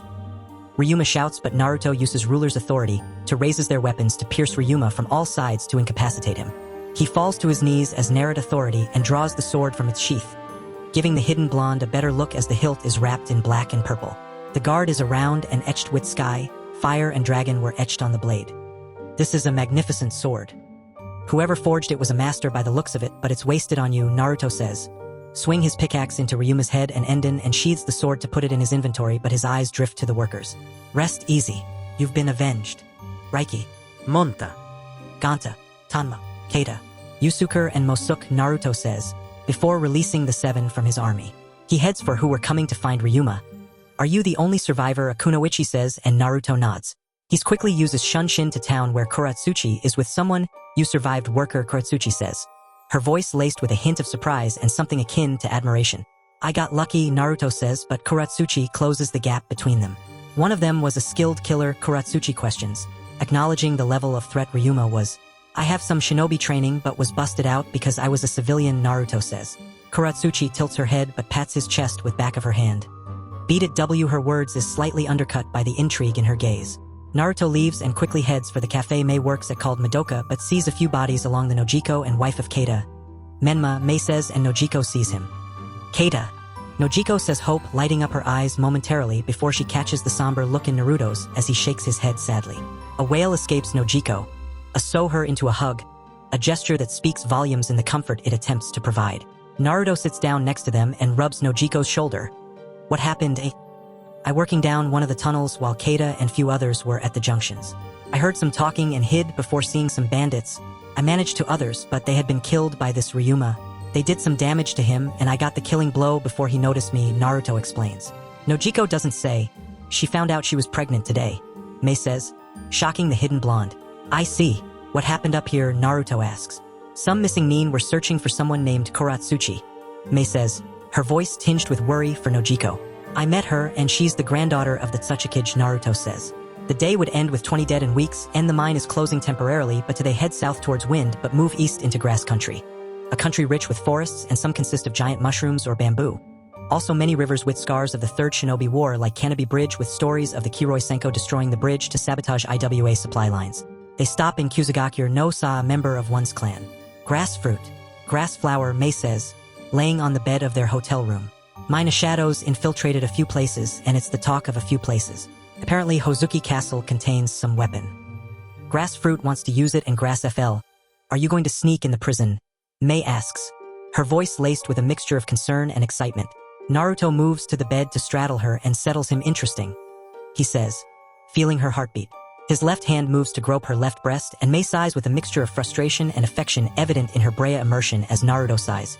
Moving off her to head for the door but has samurai killer in his hand. What now? Mei says under her breath, sitting up fully now. Naruto opens to young woman having long red hair in an unusual hairstyle of short and spiky on the rig left side with red eyes behind a pair of brown glasses. Please let me in, the girl says, her voice laced with desperation. Naruto lets her inside and closes the door before pointing samurai killer at her. Who are you? I'm Karin Uzumaki and you're the Shadow Monarch, the girl says, bowing deeply. How do you know that? Mei says, holding a sunbond between her fingers and her stance ready for any threat. Karin looks back to Mei and then to Naruto. I can seize the honorable ancestor Ashborn overlapping your soul, Karin says, an earnest gleam in her eyes. Why did you come? Naruto says, sending Samurai Killer into his inventory and offers her a chair. Karin collects her thoughts for a few moments and clears her throat. The shadow monarchs of our clan. Select Uzumaki, blessed by our honorable ancestor. The last she spoke of was Kushina Uzumaki, she starts. Why didn't you come to Konoha? Kushina Uzumaki was there, Naruto asks, curiosity mixed with a slight edge of confusion in his tone. My parents were attacked by masked ninja with no emotion. My mother and I managed to escape but my father didn't. We came to Kusa, but it is here. WG voice trembled slightly with the weight of her past visible in her eyes. Slavery, Mei says, her voice steady but tinged with horror, and Karin nods. My mother possessed our clan's heel bite and those in power here in Kusa, Karin says, and her eyes flicker. They used her to death, she whispers, tears running deep grief but also resilience on her face. Naruto approaches and gives her cloth to wipe her eyes. Are they doing the same to you? He says, seeing a bite mark on her. Yes. I attended their academy but was moved to become an apothecary, not a kunoichi, Karin replies, regaining her composure. Why did you come to find him, Mei says. Karin adjusts her glasses with look into Naruto's blue eyes. I know this is a lot to ask, but please take me away from this, she says. The vulnerability in her request is palpable, resonating through the silence that falls upon them. Mei looks to Naruto and then to Karin. You must have me curiosity and concern. Yes. Zosui is a jonin. Midori and Shiba are chunin, Karin says. Naruto sighs and runs his fingers through his still black hair. Can you leave at this moment, he compassion. Yes, Karin says, her eagerness to escape her current predicament clear in her swift response. Then you'll come with us. We'll be heading south through rain country and from there to the land of rivers, Naruto says, and Karin nods. Are you sure, Makoto says. I am. She's family, Naruto thought, and Makoto smiles. The young couple pack their things and check out of their hotel +1 to leave Kusagakure, but they have hand over Kusa's property. A voice says, its tone-chilling voice sliced through the tense air. The three halt on a road heading south and Karin visibly freezes at the barely lit morning mist, while Midori and Shiba appear behind them. The sudden encirclement feels like a vice tightening around her hopes of escape, her fleeting de-scrutinizing gaze of their pursuers. Property? Naruto says, his hood obscuring his masked face. She belongs to Kusa, Zosui says, in a very cold and indifferent manner. She doesn't belong to anyone, Mei says, stepping forward with a mixture of anger and determination in her eyes. The assertiveness in her voice belied her youth trio. That's a bit naive, girly. That girl serves a function for Kusa, Midori says with a smirk. His voice carrying the weight of arrogance and unwavering loyalty to his villa suggests he is no stranger to enforcing such claims. Which she will no longer do, Naruto says, his tone firm. Who are you to say that, Shiba says, his gaze drilling into Naruto's.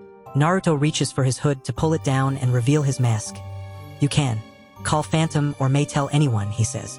Zosui draws the sword from his hip with a blank look on his face. You will return Kusa's property and you both will be made to serve as well, to spread out as his eyes glow purple behind his mask. Arise, he says, his voice calm yet carrying an undercurrent of power. Karin watches in awe as Makoto, Zabu from Naruto's shadow with each figure emerging, while their presence commands attention. What the hell? Midori says, disbelief painting his features as he takes a step back with his eyes wide and tries to comprehend the scene unfolding before him. Nah, but you'll be heading there, Zabuza says, catching Zabumaru from Naruto. Karin watches mesmerized as Inari shears off Zosui's head, a display of efficient hesitation or doubt. Zabuza, with a display of raw power and a grim determination, tears apart Midori with Zabumaru as his actions as fluid as they are deadly. Spot, it's almost poetic, a deadly dance that leaves no room for mercy. The scene is a tableau of power, loyalty, and a grim understanding of what must be done. Arise, Naruto says, and their shadow variants rise. Hands behind your back and bow your heads to the ground. He orders and all three do so. Karin looks over removes his mask. Thank you, she says. We should get going, Makoto says, having the newbies moving their old bodies. The three stop in a town to buy Karin supplies for the trip, but also making plans Zabuza and Amuri. They test her affinities to learn she has Doton and Sueton affinities, which allows them to further teach her several jutsu. They skirt the edges of many shinobi wars, many speaking ill of the great nations and their god will smite them before they reach the land of rivers. You think it is accurate, Naruto says, his voice breaking the silence. Mei is sitting across from him in a cottage they found in the woods while Karin is outside trainin' burying people alive. Mei says, her voice low but carrying a weight of understanding and fear for what that meant for their quest. It has been a month since they of evidence of finding Raga. We can't take Karin with us, Naruto says, his voice firm but tinged with an underlying current of concern. The thought of bringing Karin into a potentially deadly distant sound of movement indicates Karin is still training outside, pushing her limits and honing her skills, unaware of the discussion taking place inside the cottage. We can't leave her here either. Her skills can be valuable, Mei says, but sees the bigger picture and the role Karin could play in their pursuit. Naruto sighs with rough Zabuza attached to her, he says, and Mei nods. The pair head outside and speak to Karin about their plan to chase a rumor concerning someone they knew and pro their things and erase their presence before heading for the Katabami gold mine, which is about a week's travel from their location. Raga Kurisuki, Karin says, while they were on the road. He was student of my sensei Amuri Ringo and one of the 7 swordsmen of the mist, Mei says, her voice laced with a mix of respect and disdain. He stole my swords, the Kiba blades, and ran off. I charged the kiddies to kill him, Amuri says, coming from Naruto's shadow in a chibi form and resting. Will you keep the swords, Karin asks, a question that has been lingering in her mind. Depends.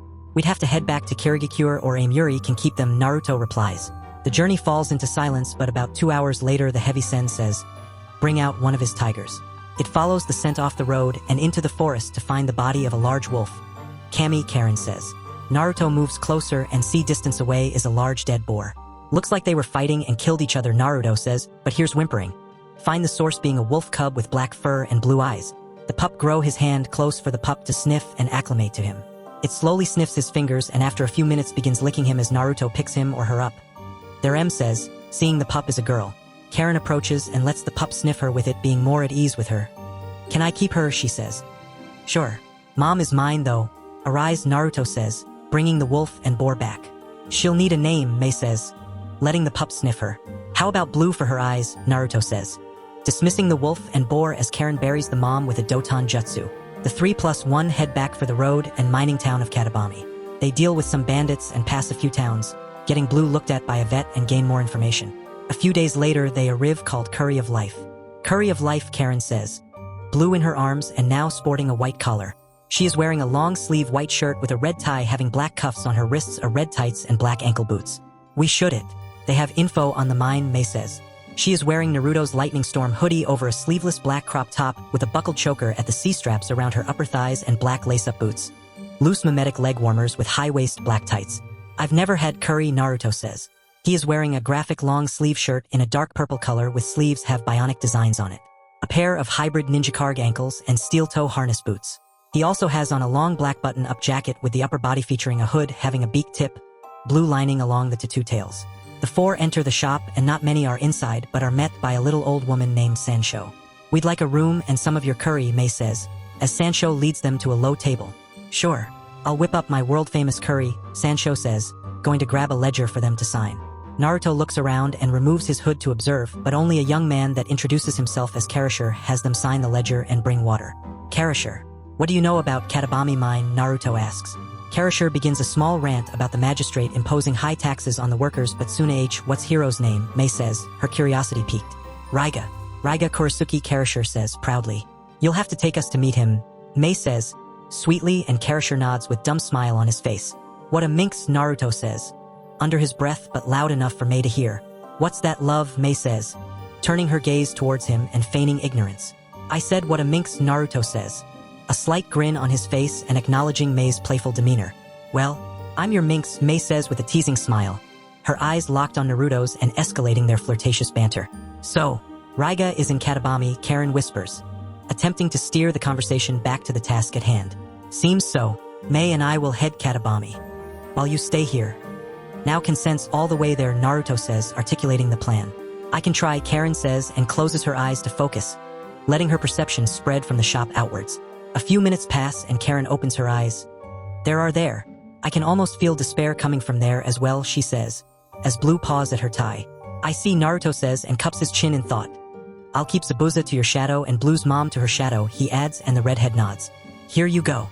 My world-famous curry, Sancho declares, rolling a cart with 3 plates. Karin sees the older men waving their arms and heads frantically as the two Uzumaki and Terumi stare at the concoction before them, but the hidden blonde makes the first move, grabbing a spoonful of curry to slip it into his mouth. His face undergoes a rapid transformation, changing colors from red to green to pink to blue to white. He trembles violently, sweat pouring down his face, before a spoon hitting the floor. Naruto? Both say. Naruto snaps awake with a look on his face but tears well up in his eyes. Oh my Kami, I almost died. I almost died, he cries. Carcane.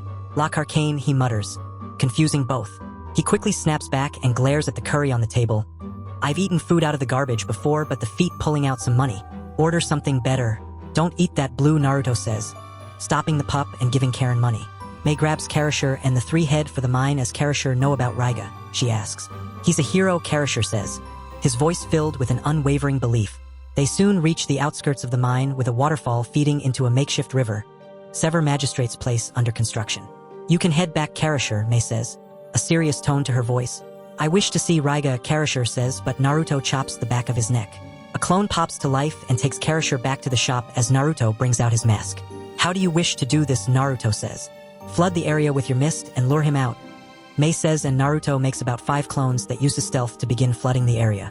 Looks like his habit is on display, Naruto says, attaching a Muri to Mei and pointing to the graves. At the same time, in front of the magistrate place Raga Kurosu to his right is a mountain of a man standing nearly 7 feet 2 inches with a muscular physique with long pants and a sweater. So Ryanosuk. Raga begins, still wearing his former umbu-like attire and the kiba blades at his sides. It seems his friends managed to reach a ninja village, one of his minions says, wearing the hooded mantles of the group. Then in that case, let's have your funeral. Ryanosuk. I'll give a grand speech and cry deeply for you. More than even your family, Raga says. Boss? A member of the Kurasuki suddenly shouts, running up to them with urgency clearly etched on his face. What's going on? Raga says with a calm demeanor, masking the intrigue that sparked within him at the unexpected interruption. We're under attack. Some people showed up in a thick mist. The minion stutters out, trying to catch his breath. Raga rubs his chin with a smile on his face. But our pest problem, he says. Fine, Taiga said curtly, his voice carrying a note of eagerness for the task. With a nod toward the remaining minions, follows the one who brought the news and REA them. Back with Mei and Naruto, they were making short work of Raga's minions as the hidden blonde raises them to be new soldiers. A heavy gust of wind erupts. Appears next to Naruto while Taiga reveals himself with 6 others. You are a very good-looking woman, Taiga says with his blue eyes on Mei, but his gaze drifts to Naruto. However, you seem more intriguing, he adds. I would be inclined to agree. Can you handle them and go for Raga? Naruto says. Mei runs her fingers over blue lips to wipe some excess lava away. Of course, Sanban. Taiga removes his sweater to reveal his muscular body while Naruto slips off his coat to drop it, creating a small standoff between both sides, but Mei break this as an invitation to shoot with a drilling left straight the air, whooshing in the wake of the punch's force and forcing Naruto to avoid it. He's big and fast, Naruto thought, barely keeping his balance. Taiga is on him with 7 heavy punches, but Naruto manages to force a leaping right to his temple. Smiles. Beautiful, Taiga says, quickly coming in a low tackle. Naruto connects with a rising uppercut as Taiga reaches him, but he pushes through to grab him, but Naruto no body. Sue! Taiga roars, tossing Naruto nearly 20 feet, but he manages to catch himself as his mask falls from his face. Taiga methodically approaches as his body skin is beginning to darken and his scarab bleeds black. His arms gain vambrace like plating on his forearms as well. Taiga propels himself with a missile into furious manages to get his arms up to block. Naruto uses Kourimi with a body and brings out the scorching gauntlets. Round 2, he says. Ha ha ha. Yeah, Taiga says. Both rush each other into a flurry of punches with neither block. They're snapping from the thunderous blows with blood flying from Naruto connecting. A right hook connects with Naruto's face but uses the trajectory of the punch to spin and gain velocity. Burst knuckle, he shouts, connecting with right to one knee, but the smile on his face never falters while blood runs down Naruto's face and both shoot forward. Naruto ducks under Taiga's left hook and the hidden, he shouts. Naruto caves in Taiga's chest and drives him into the ground as 2 blows appearing like one. Fractures as Taiga crashes with a spiderweb crack. Special technique of the scorching gauntlets. Futi no Kawami, Makoto says, her voice steady but carrying an underlying excitement. Yeah. 2 punches that act as one. Arise, Naruto says, turning the gauntlets back into bracelets. Taiga rises as Makoto goes to retrieve Naruto's mask and coat be a single horn on his forehead. I am yours to command, Taiga says. Naruto pulls a stasis scroll from inventory to seal Taiga's original body for a proper burial as Makoto comes with his things. Reizo? Ikazuchi no Yudage? Raga shouts, driving his swords into the ground. Mei narrowly avoids the bolts of lightning running along the ground and tosses several Raga, but the kiba blades keep her from getting close to deal the death blow, though a few of her senbon have found the mark. Is she dead? Raga sneers, firing off a few lightning balls. Thanks to you, Mei says, we've a few signs and spewing some lava globs. Raga avoids them but knows if one gets him, it'll be his glorious funeral, but that will know, ha ha ha. A shame the youngest member of the 7 swordsmen of the mist died in some bed, Raga says and brings his swords together. I'm done playing. Tim rumbles of thunder echo as Raga calls down lightning as Mei prepares to avoid it while he spins in place. Raryu no Tatsumaki? He shouts. Mei sees the snarling Taiga lands with a large dust-up to block it by a heavy punch. What is that? Raga says before being shot in the back. He crashes to the ground as Naruto appears from stealth with his rifle in hand. Your former subordinate says, removing his mask and hood. He touches his hair and channels some chakra as his raven locks become golden locks after touching his head. You? Raga says, pain lacing his voice as he struggles futilely to move but finds his legs unresponsive. Naruto sends his rifle away and walks to pick up the kiba be Aimuri and we keeping it, he says, as Aimuri rises from Mei's shadow. The kiddies have done right by me and now they'll deport your sorry ass to hell, Aimuri says. Her voice a blend of amusement and threat, but revealing past that shaped her into the formidable kunoichi she is today. Mei with a calmness that belies the storm brewing within as she weaves signs to Tiger. Yotan. Rakus projectile of acid. Raiga's screams of agony cut through the atmosphere, a harsh reminder of the brutality that comes with their world. He melts down into a puddle, being a victim to the very violence he perpetuated. Sorry, love. Now you can't bring him back, Mei says, but the blonde shakes his head, reapplying his black dye. Don't need a cheap knockoff, Naruto says, dismissing Taiga and Amuri. The pair head back to Sancho's shop, but encounter a Konoha Genin team led by Might Ji. Who are you? One says, and Naruto recognizes him as Hinata's cousin Niji. His question slicing through the air with a gaze as piercing as his Byakugan. You can call me Phantom, Naruto says, recognizing a second member named Rock Lee, but the third he doesn't recognize her. Phantom, we were hired by a villager to deal with Raga Kurasuki, Lee says, optimism undying in his voice. Sorry you came so far, but Phantom and I have dealt with him, Mei says, her tone even but strong. And who are you? Niji says, his focus shifting to Mei. Call me Ringo, Mei says, a slight tilt of her head. You took our mission, Xiaomao, and the third of Team Guy says, her voice tinged with both accusation and disbelief. Naruto pins his hidden eyes on her with curious here first, he says, hiding the underlying tension with a facade of nonchalance. Yes, we killed Raga. Not some genin who probably aren't wet, Mei says, her tone dripping with a mocking edge and sparking a visible fury in the lone Kunoichi sides, with her body language screaming intentions of attack, but Lee steps in front of her, and his own stance a barrier of calm. Xiaomao, no, he says, a gentle Remy they must adhere to even in moments of provocation. What is going on, my youthful team? Guy shouts, coming out from the shop with coincidentally Karin and Blue. The sudden interruption momentarily diffuses the TE as his presence demands respect and adherence to the code of conduct they've been trained to follow. These two have proclaimed they have killed Raga Kurasuki, Niji says, his brow furrowing as he recounts the event. Guy looks over the pair, but for once remembers N Phantom. Kirigakure placed you in the bingo book, he says, recognition mixing with a hint of respect in his tone. It's rare for someone so young to make such an notorious book of shinobi. And you might, Guy. Konoha's noble green beast, Naruto says, and both shake hands. As I was telling your team, we took care of Raga, but if you head to the Min, what is left of him, he adds, detailing their encounter and its aftermath. We'll need to confirm it, Guy says, shifting into action. We'll talk the owner and be on our way, Naruto says, heading inside. We should bring them back to Konoha for questioning, Xiaomao says, her analytical mind thinking ahead to the potential intelligence they could gather. I agree with Xiaomao. The information they possess could be crucial for our future operations, Niji comments, nodding with Xiaomao's sentiment. If a fight were to happen, it would not be easy.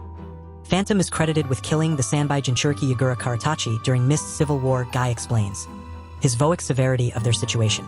The mention of Phantom's reputation causes a momentary silence amongst the group. Understanding the potential threat could be far GRE, Guy depart for the mine as Naruto's group leaves after listening to Karashir curse them for killing their hero Raga. Good thing I was wearing my mask and dyed hair. Otherwise Konoha would be hounding me, Naruto says, a hint of relief in his voice at having maintained his Ano. At least your infamy will spread. That will keep our enemies guessing, Mei comments, trying to find a silver lining in their precarious situation. That Konoha team was weird, Karin adds, and Blue barks her agreement, sensing the unease amongst her companions. The death of Fire Daimyo Hideyoshi Oda was a shock to many in Fire Country, but also other countries, as well as the man was fair to both friend and foe. However, no succession war between his two sons, Nabutatsu the oldest and Ieyasu the youngest. Nabutatsu is a man filled with greed and ambition, while Ieyasu is fair.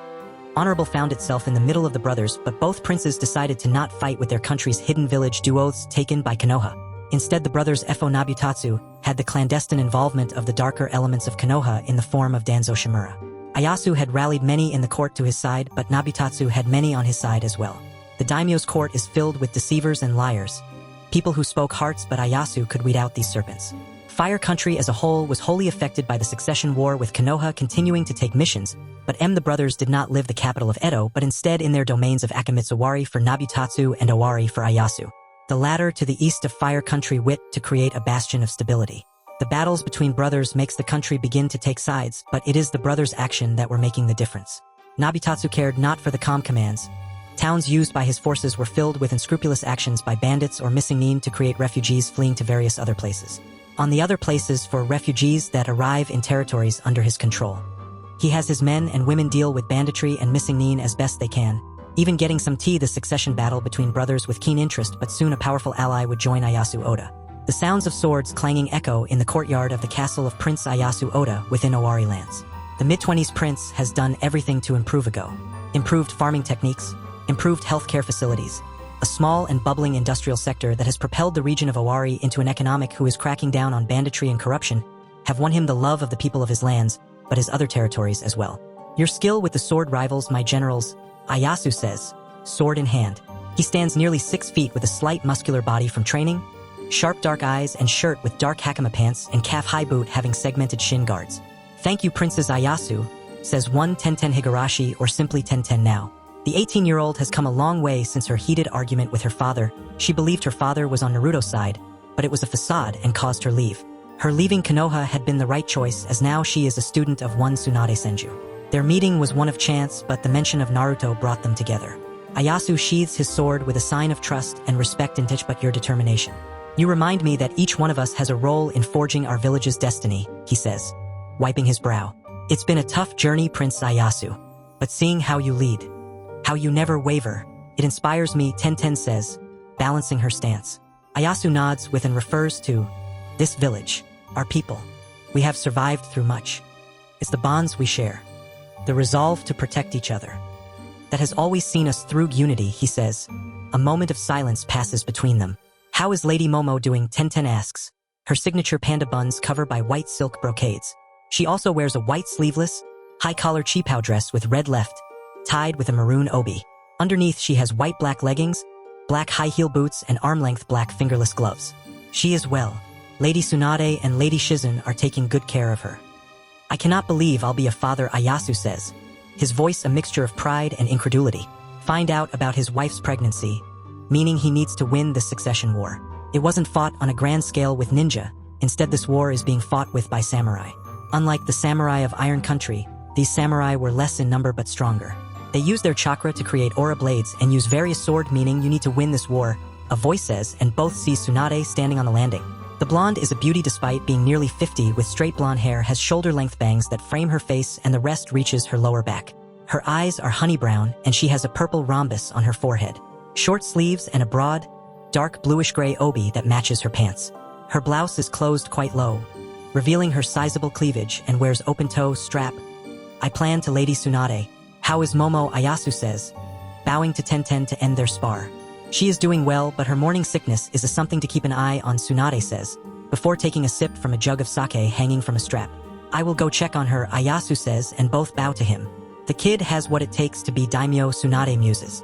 Not if the first prince has anything to say about it, Tenten says, her brows furrowing in concern. Browse just in community forum betas anime/manga/anime/Naruto/anime/Naruto/ add Danzo Shimura as well. That one-eyed bastard is aiding him behind Sensei's back, Tsunade says, her tone dripping with disdain as she takes a seat while the pressing down on her. Though we have no evidence, Sensei, Tenten says, sitting next to her and her voice carrying a note of caution.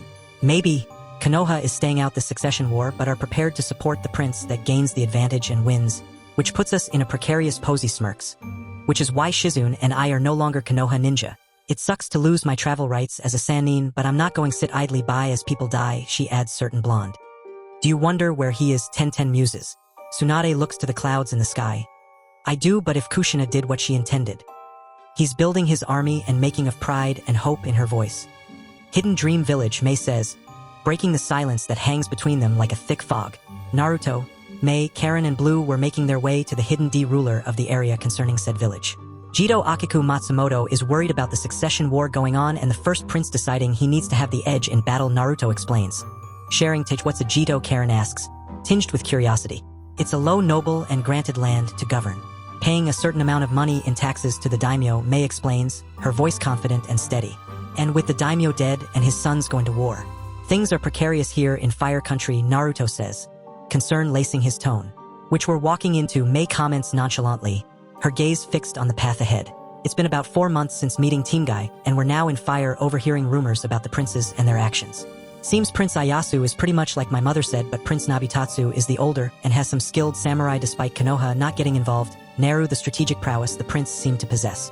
Mei glances to him with a thoughtful look. Your mother had insight into nobility and their games. Is Fascinat in the middle doing freelance work. It taking us to interesting places, she says. Mom knew a lot about a lot according to her journal. Makes me wonder what else we'll find out here. With the princess fighting and Konoha staying neutral. It's a eyes reflecting a mix of emotions. Neutral or not, our path crosses with these squabbles. We'll need to be more cautious now. In case Konoha ninja happen to see you, Mei says, and Naruto nods. They were in Yumgekyur that has a collage of numerous nagaya or longhouses, each home sharing communal facilities. This quaint village was nestled in a flat vale with a bridged river that dissected it neatly in half. So Fire Country has 2 ninja villages, Karin says, her tone carrying a mix of surprise and intrigue as they meandered along the cobblestone paths that snaked it. Apparently, but Yumgekyur is not considered an official ninja village, Naruto says, as they search out the village leader's home. Karin has a sense of curiosity burn outside the traditional shinobi system, intrigues her and wonders what unique customs or secrets Yumgekyur holds within its heart. They soon find it, and it is the semi of the Inuzuka compound, Makoto says, as Naruto sees wolves at the main gate with bladed weapons on their backs. Halt! Who are you? One guard challenges, stepping forward with a firm stance. My name is Phantom or Menma, and I was hired by Jito Akiku Matsumoto to discuss certain matters, Naruto says, pulling a scroll with Akiku's sigil from his coat. The scroll before signaling with a nod. Follow us, he commands and turns on his heel as another guard falling into step beside him. Leading them inside the compu, those inside pause their activities to cast suspicious glances their way. The air thick with unspoken questions and look upon the 3 with suspicion in their eyes. Lord Enzo will meet you in moment, the guard says, putting them in a meeting room. Naruto sits on a cushion before a slightly raised section about 10 feet from right, Blue sitting in her lap with curious tilts of her head. A few minutes later, a large and bulky man with gray spiky hair enter, followed by a young woman. His ATT shirt with a collar lining of dark blue fur. A Hitai 8 in the shape of Hapuri face guard and the symbol of ZZZ on it. A red scarf around his neck with round stone or leg warmers in matching fur. I am Enzo Tenro and this is my daughter Ryuka, the man says, his voice steady and commanding. She has messy purple hair, amber eyes, and has red marking on has 2 extensions upward. She wears a sleeveless pink kimono with a furry collar and a necklace consisting of rings attached together by red strings, ending with wristbands on each wrist followed by bandages that go up to her elbows. She also wears a short violet skirt and dark brown pants that have furry endings right below. I am Menma Yusuji and this Ringo. Rin and Blue, Naruto says, removing his mask to reveal purple contacts. You were sent by Jito Matsumoto, Enzo says, and Naruto nods, holding up the scroll. Ryuka moves towards them and takes the scroll from him before checking for Enzo, opens the scroll, and begins reading the contents that Jito Matsumoto has reason to believe Gensui Amijairai has aligned with Prince Nabitatsu in seeking the tea for himself to win the succession war. How can Jito Matsumoto believe this? Gensui is a trusted ally. His son is engaged to my daughter, Enzo says. I do not know. We were simply tasked with delivering the scroll, Naruto says. I agree with father. Elder Gensui would not do such a thing. Perhaps this some sort of trick, Ryuka says, but Enzo raises his hand. This is indeed Jito Matsumoto's sigil and signature, Enzo says, and having disbelief lacing his voice but looks to Naruto. You will accompany my daughter and I to SP, he adds. Naruto glances to Karin and Mei with his hidden eyes moving back to Enzo. If that is your wish, Naruto says.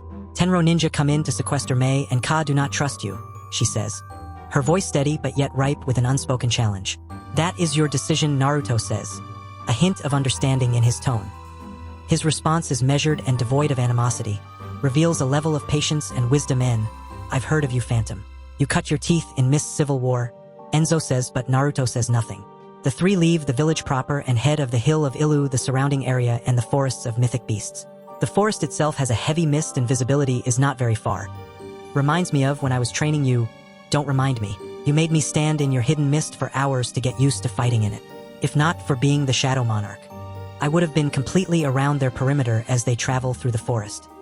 Why have you come, Lord Enzo? A voice says, slicing through the tension that filled the air like a sharp knife. Taisa, I'm here to see your father, Enzo says, his voice steady and unwavering. There is a silence, a pause in which the weight of his words seemed to settle over the shadows with his gaze wary yet curious. He has short brown hair and several pinkish-red markings on his face. He wears a samurai-like attire of the same color white. He has 2 purple shoulder guards, loose, dark gray pants with some yellow on the left leg, tucked in bandages wrapped around his lower legs, and wears the What About Enzo, Gensui says, appearing next to his son with his voice as grounded and ancient as the earth itself. He is an elderly man with very long white straight and tied into 2 loose, thick ponytails behind his back and has 2 strands framing his face with a small goatee. He wears a samurai-like attire that has SP gold plating. He wears brown pants tucked into bandages wrapped around his lower legs and the unique sandals of the Amijairai. It's like they knew we were coming, Makoto says, sensing the unease that started to creep into their midst. Jito Akiku Matsumoto has sent sensitive information, Enzo says, a clear sign of respect and urgency woven into his gaze. Taisa looks to his father and seeks calm behind the calm facade of the older man's exterior.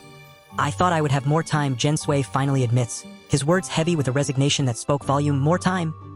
Enzo repeats, but his words are quickly swallowed by chuckling that seems to echo from all around them. They quickly find themselves encircled by a strikingly good-looking young man, clad in black and purple samurai armor. A pair of short swords rest in his hands and his long white hair dances in the breeze. High glee. Gensui? Enzo stammers, disbelief and confusion painting his features. Gensui merely grins with a bitter twist to his lips as he watches Enzo's dawning realization. Poor Enzo. You believed in Gensui when he despised you for the fall of his clan. The samurai says, amusement clear in his tone as Taisa moves next to Ryuka in a mixture of betrayal and pain.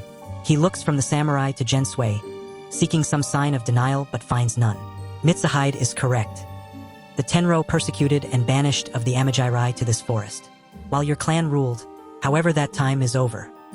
Once I unseal the three arrogant upstart, Gensui says and raises a half-ram sign. Ryuka freezes and her eyes dim as Gensui chuckles with a look to his son. Taisa, take her to the 3H. Yes, father, Taisa says, grabbing Ryuka from behind and vanishing. Gensui's treachery hangs heavily in the air as Enzo is overcome with disbelief and struggles to fly says, pointing his staff at the man he once believed to be an ally.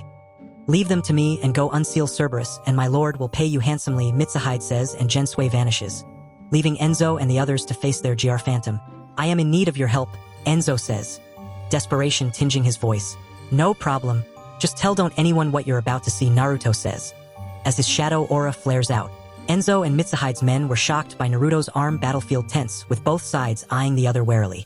Mizukage shoots towards Naruto with a smile as the hidden blonde says arise and his soldiers rise before he, Tenro Ryu Ninjutsu. Jujinka no Jutsu. Enzo shouts, transforming himself into a werewolf-like creature. You managed to block me, Mizukage says, his tone laced with a mix of surprise and respect. Naruto back jumps and swings Zabumaru with a whip strike, but Mitsu movements even sharper, closing in with his sword crossed and Naruto somersaults over his strike. He swaps out Zabumaru for Inari's fangs as Mizukage smirks. T to using them, Mizukage says, shooting forward, and Naruto does the same. Both meet in furious clash with sparks flying, but Naruto sees chakra humming along M-log to avoid a slash of chakra. You avoided my aura blade, Mizukage says, a hint of intrigue in his voice. Interesting technique, Naruto says, his Inari's wrath in reverse grips. Mizukage lowers his stance and blitzes forward using the reduced earth technique, but spins are Naruto 3 times, but the hidden blonde blocks all 3. Fast but not fast enough, Naruto quips, a slight smirk on his face. Mitsukage's eyes narrow slightly but is impressed despite himself. Your skills are commendable. Up, he admits, reassessing Naruto with newfound interest. Mizukage tries to confuse Naruto by rapidly alternating between fast and slow movements, but Naruto is thicker. Have you ever killed someone by making no sound, Naruto says, his voice echoing eerily through the mist. Mizukage only scoffs and swiftly moving to counter and are the screams of my victims. Mizukage retorts, blocking Naruto's strike from his right with a quick sidestep. Duly noted, Naruto says, landing a glancing blow to Mitsukage's thigh and slicing through his armor as if it were made of paper. He cut through my armor? Mizukage thought in shock, feeling the sting of the wound. You're probably wondering how I cut through your armor, Naruto says, his voice coming from seemingly everywhere as the mist thickens around them. Mizukage hits nothing but air as Naruto chuckles. These daggers are special, the hidden blonde says. Mizukage stifles a cry of pain as Naruto slashes his outstretched left leg. Something. I'll strike you in 10 seconds, Naruto says, from the mist. Naruto says and appears in front of Mizukage. Mizukage crosses his sword in a scissor-like motion to cut the hidden blonde's car illusion of Naruto. This trickery, it's child's play, Mizukage exclaims, attempting to hide the rising panic in his voice. Naruto says, adding his bloodlust to the mist. His presence seems to loom closer until suddenly he slashes Mizukage, Naruto says. From Mitsukage's left, but the samurai swings.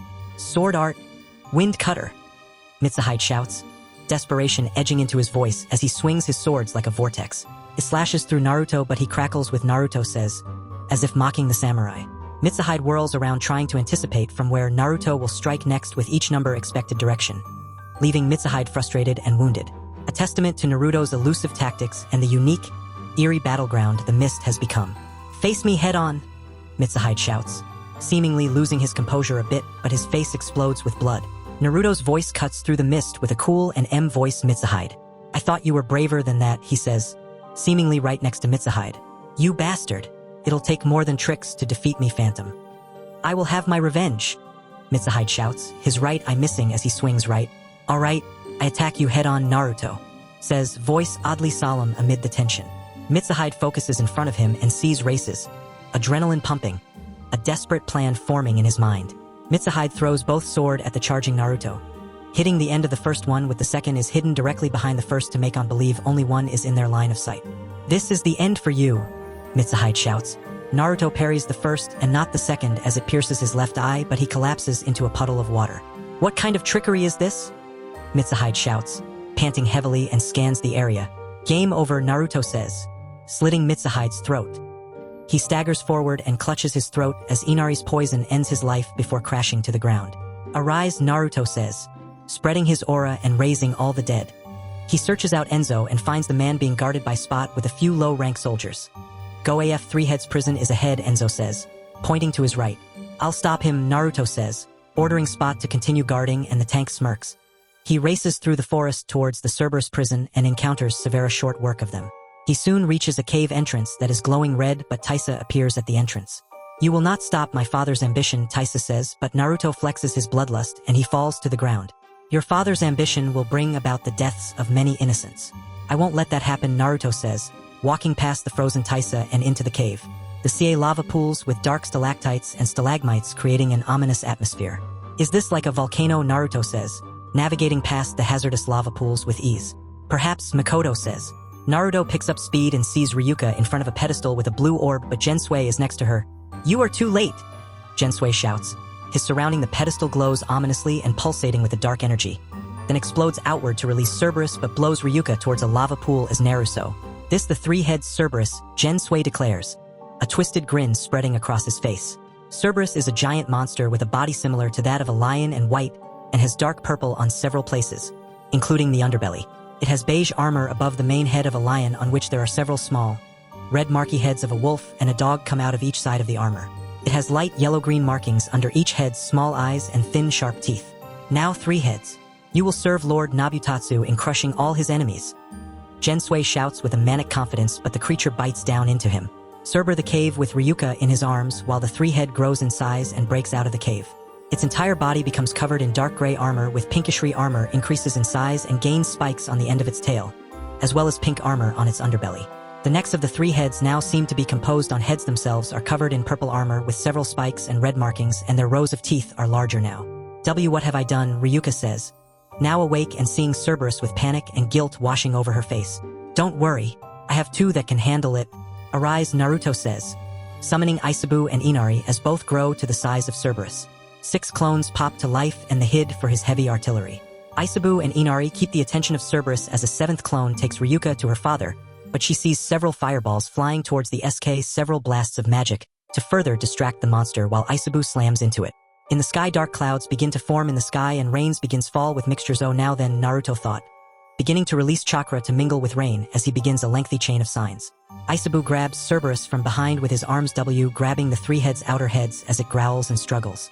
"Hijitsu! Kamishini no Yari!" Naruto shouts, and thick white spear of lightning comes from the cloudy sky to pierce Cerberus' center mass, lighting up the area. In Flask lays motionless with a large smoldering hole while Naruto approaches as his hidden blue eyes glow purple.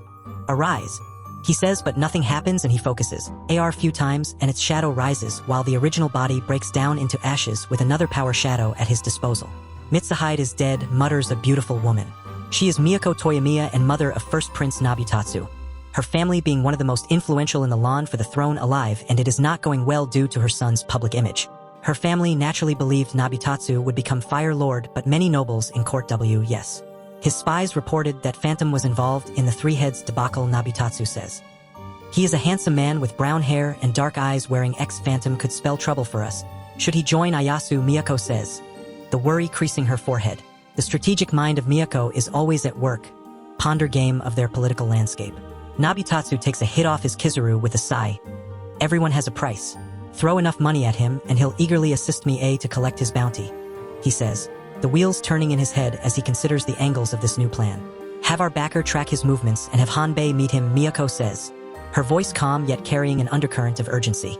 Speaking of him, Nabutatsu starts and Miyako's perks up. "Inform him I'll support his bid for Hokage when I take the throne. Sarutobi's neutrality is foolish, he current state of affairs. There are oaths in place.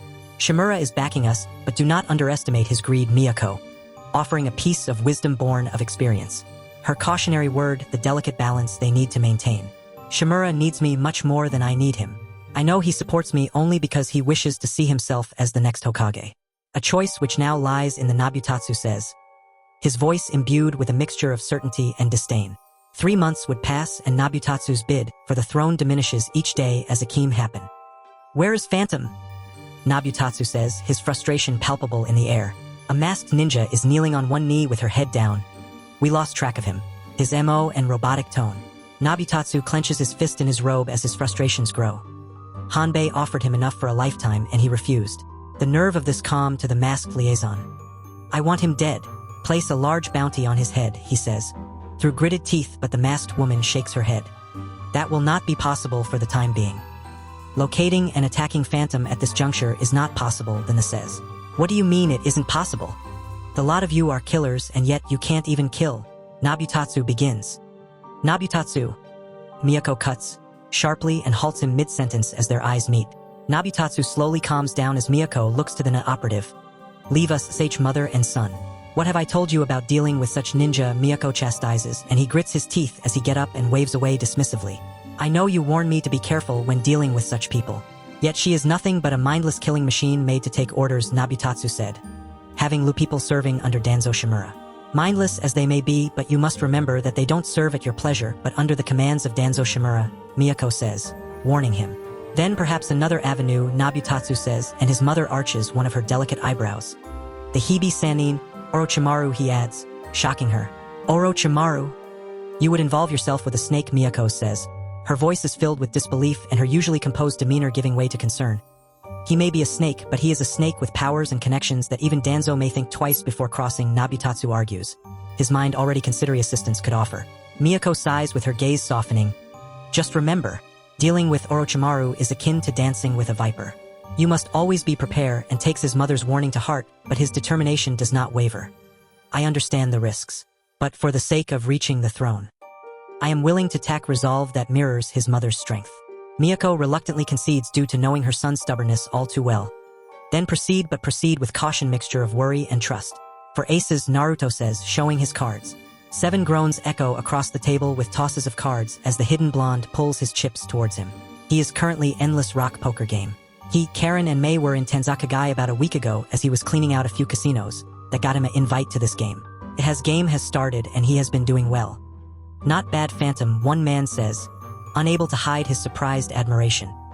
He is a good-looking man with messy silver hair and green eyes, dressed in a black treachery tone is rich with begrudging respect. A smirk playing at the edges of his lips as he leans back in his chair, eyeing Naruto with a mix of curiosity and challenge. Thanks, Naruto says.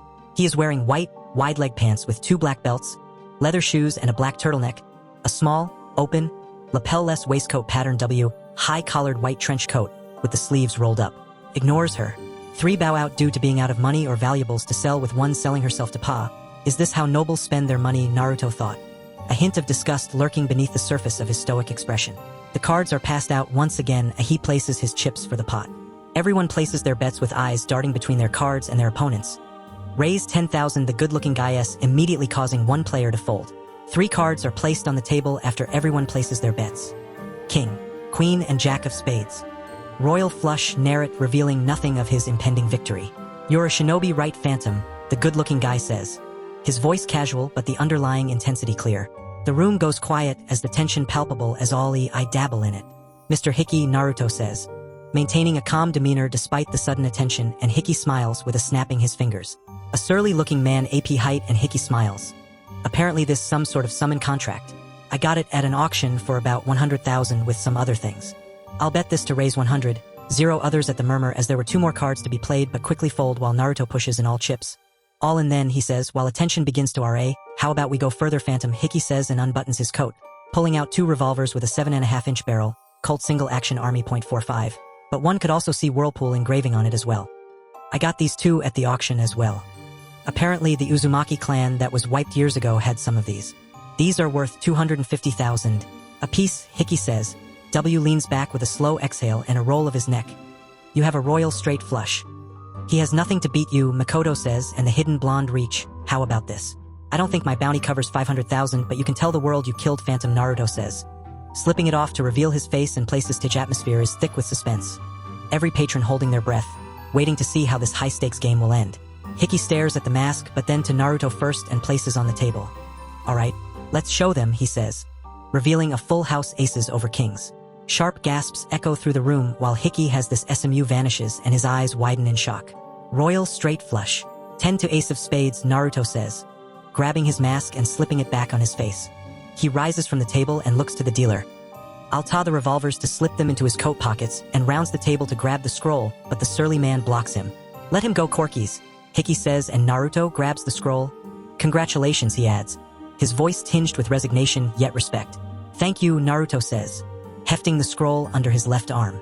He heads upstairs to await his money, and 30 minutes later, he is leaving the mansion with a silver mansion when he encounters Corkies with several masked men. You are to return Lord Hiki's belongings, Corkies demands sternly. They aren't his belongings anymore. I won them fair and square, Naruto says. I was only fooling around. I never meant to bet those items, Hiki admits, emerging from the shadows behind the masked blonde. Naruto adjusts the large scroll on. You were hoping I would fold like everyone else, but the card gods were on my side and not on yours. Now I need to a shower and some rest, he says, asserting H. Just hand those items back to me, and keep the money you've won, Hiki bargains, trying to find an amicable resolution. I'll have to decline. A summon contract is a valuable thing to shinobi, and these revolvers are from a powerful clan. You certainly don't need them, Naruto says, H opponents behind his mask. It doesn't matter. They're mine, Hiki says, and tosses the briefcase towards Hiki. You can have the money I won, and these are mine, Naruto says, steadfast in his resolve as Corkies brandishes a knife and charges at him. Naruto immediately unlee with Hiki in a cold sweat as he's surrounded by darkness. Why are you so driven to get these items back? The hidden blonde says, his voice echoing with a hidden "They are mine," Hiki says, his voice barely above a whisper and betraying his fear. Naruto removes his mask to show his glowing purple eyes. Aunt Miko, he says. Hiki spills his guts at this was a second attempt by Nabitatsu to get the blonde on his side against Ayasu. All this makes me want to side with the second prince, Naruto says, his statement hanging in the air like a silent but irrefutable challenge. Kushina's instincts were right concerning the former daimyo's sons, Mikoto says, a slight wrinkle marring her face as she glances over at Hiki as he has sixth terror. I guess we're heading to Owari, Naruto says, turning on his heels and leaving the dazed men behind, but also the money. He heads back to his hotel for a much any using stealth with a soundproof seal. The blonde crashes on the floor as soon as he hits his sleeping bag, but they were being watched by a black raven. You won a summon contract at a poker game, Karin says, the next morning during breakfast, with her voice laced with disbelief and a hint of admiration. Pretty much, and 2 Uzumaki revolvers as well, Naruto says, bring out both from his inventory. Do they work like your rifle? Mei asks. Her curiosity piqued and leans in closer to get a better look at the firearms with her eyes scanning them thoroughly. I'll need to check, Naruto says, putting them back into inventory.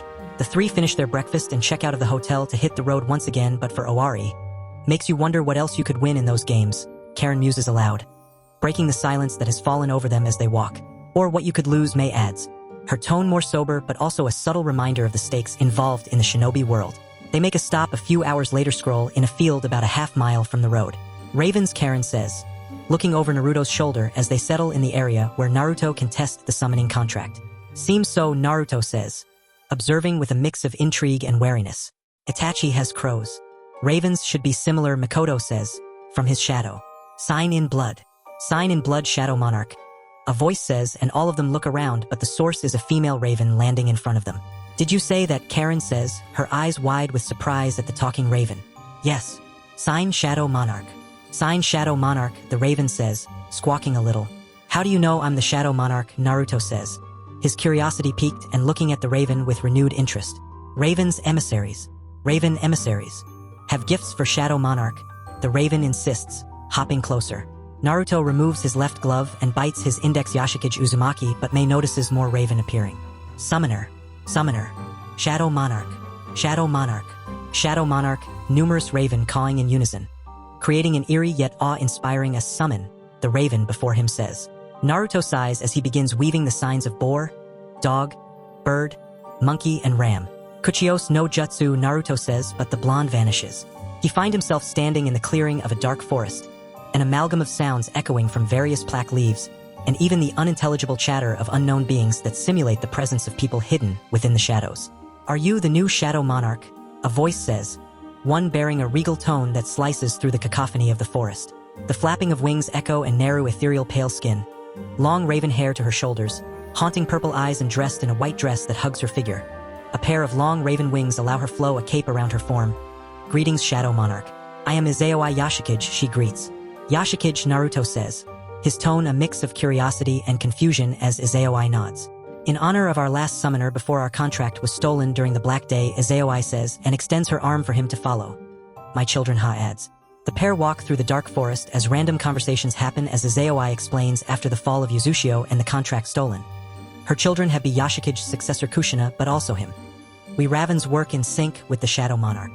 We are ideal for reconnaissance and espionage, but also the use of Meitun.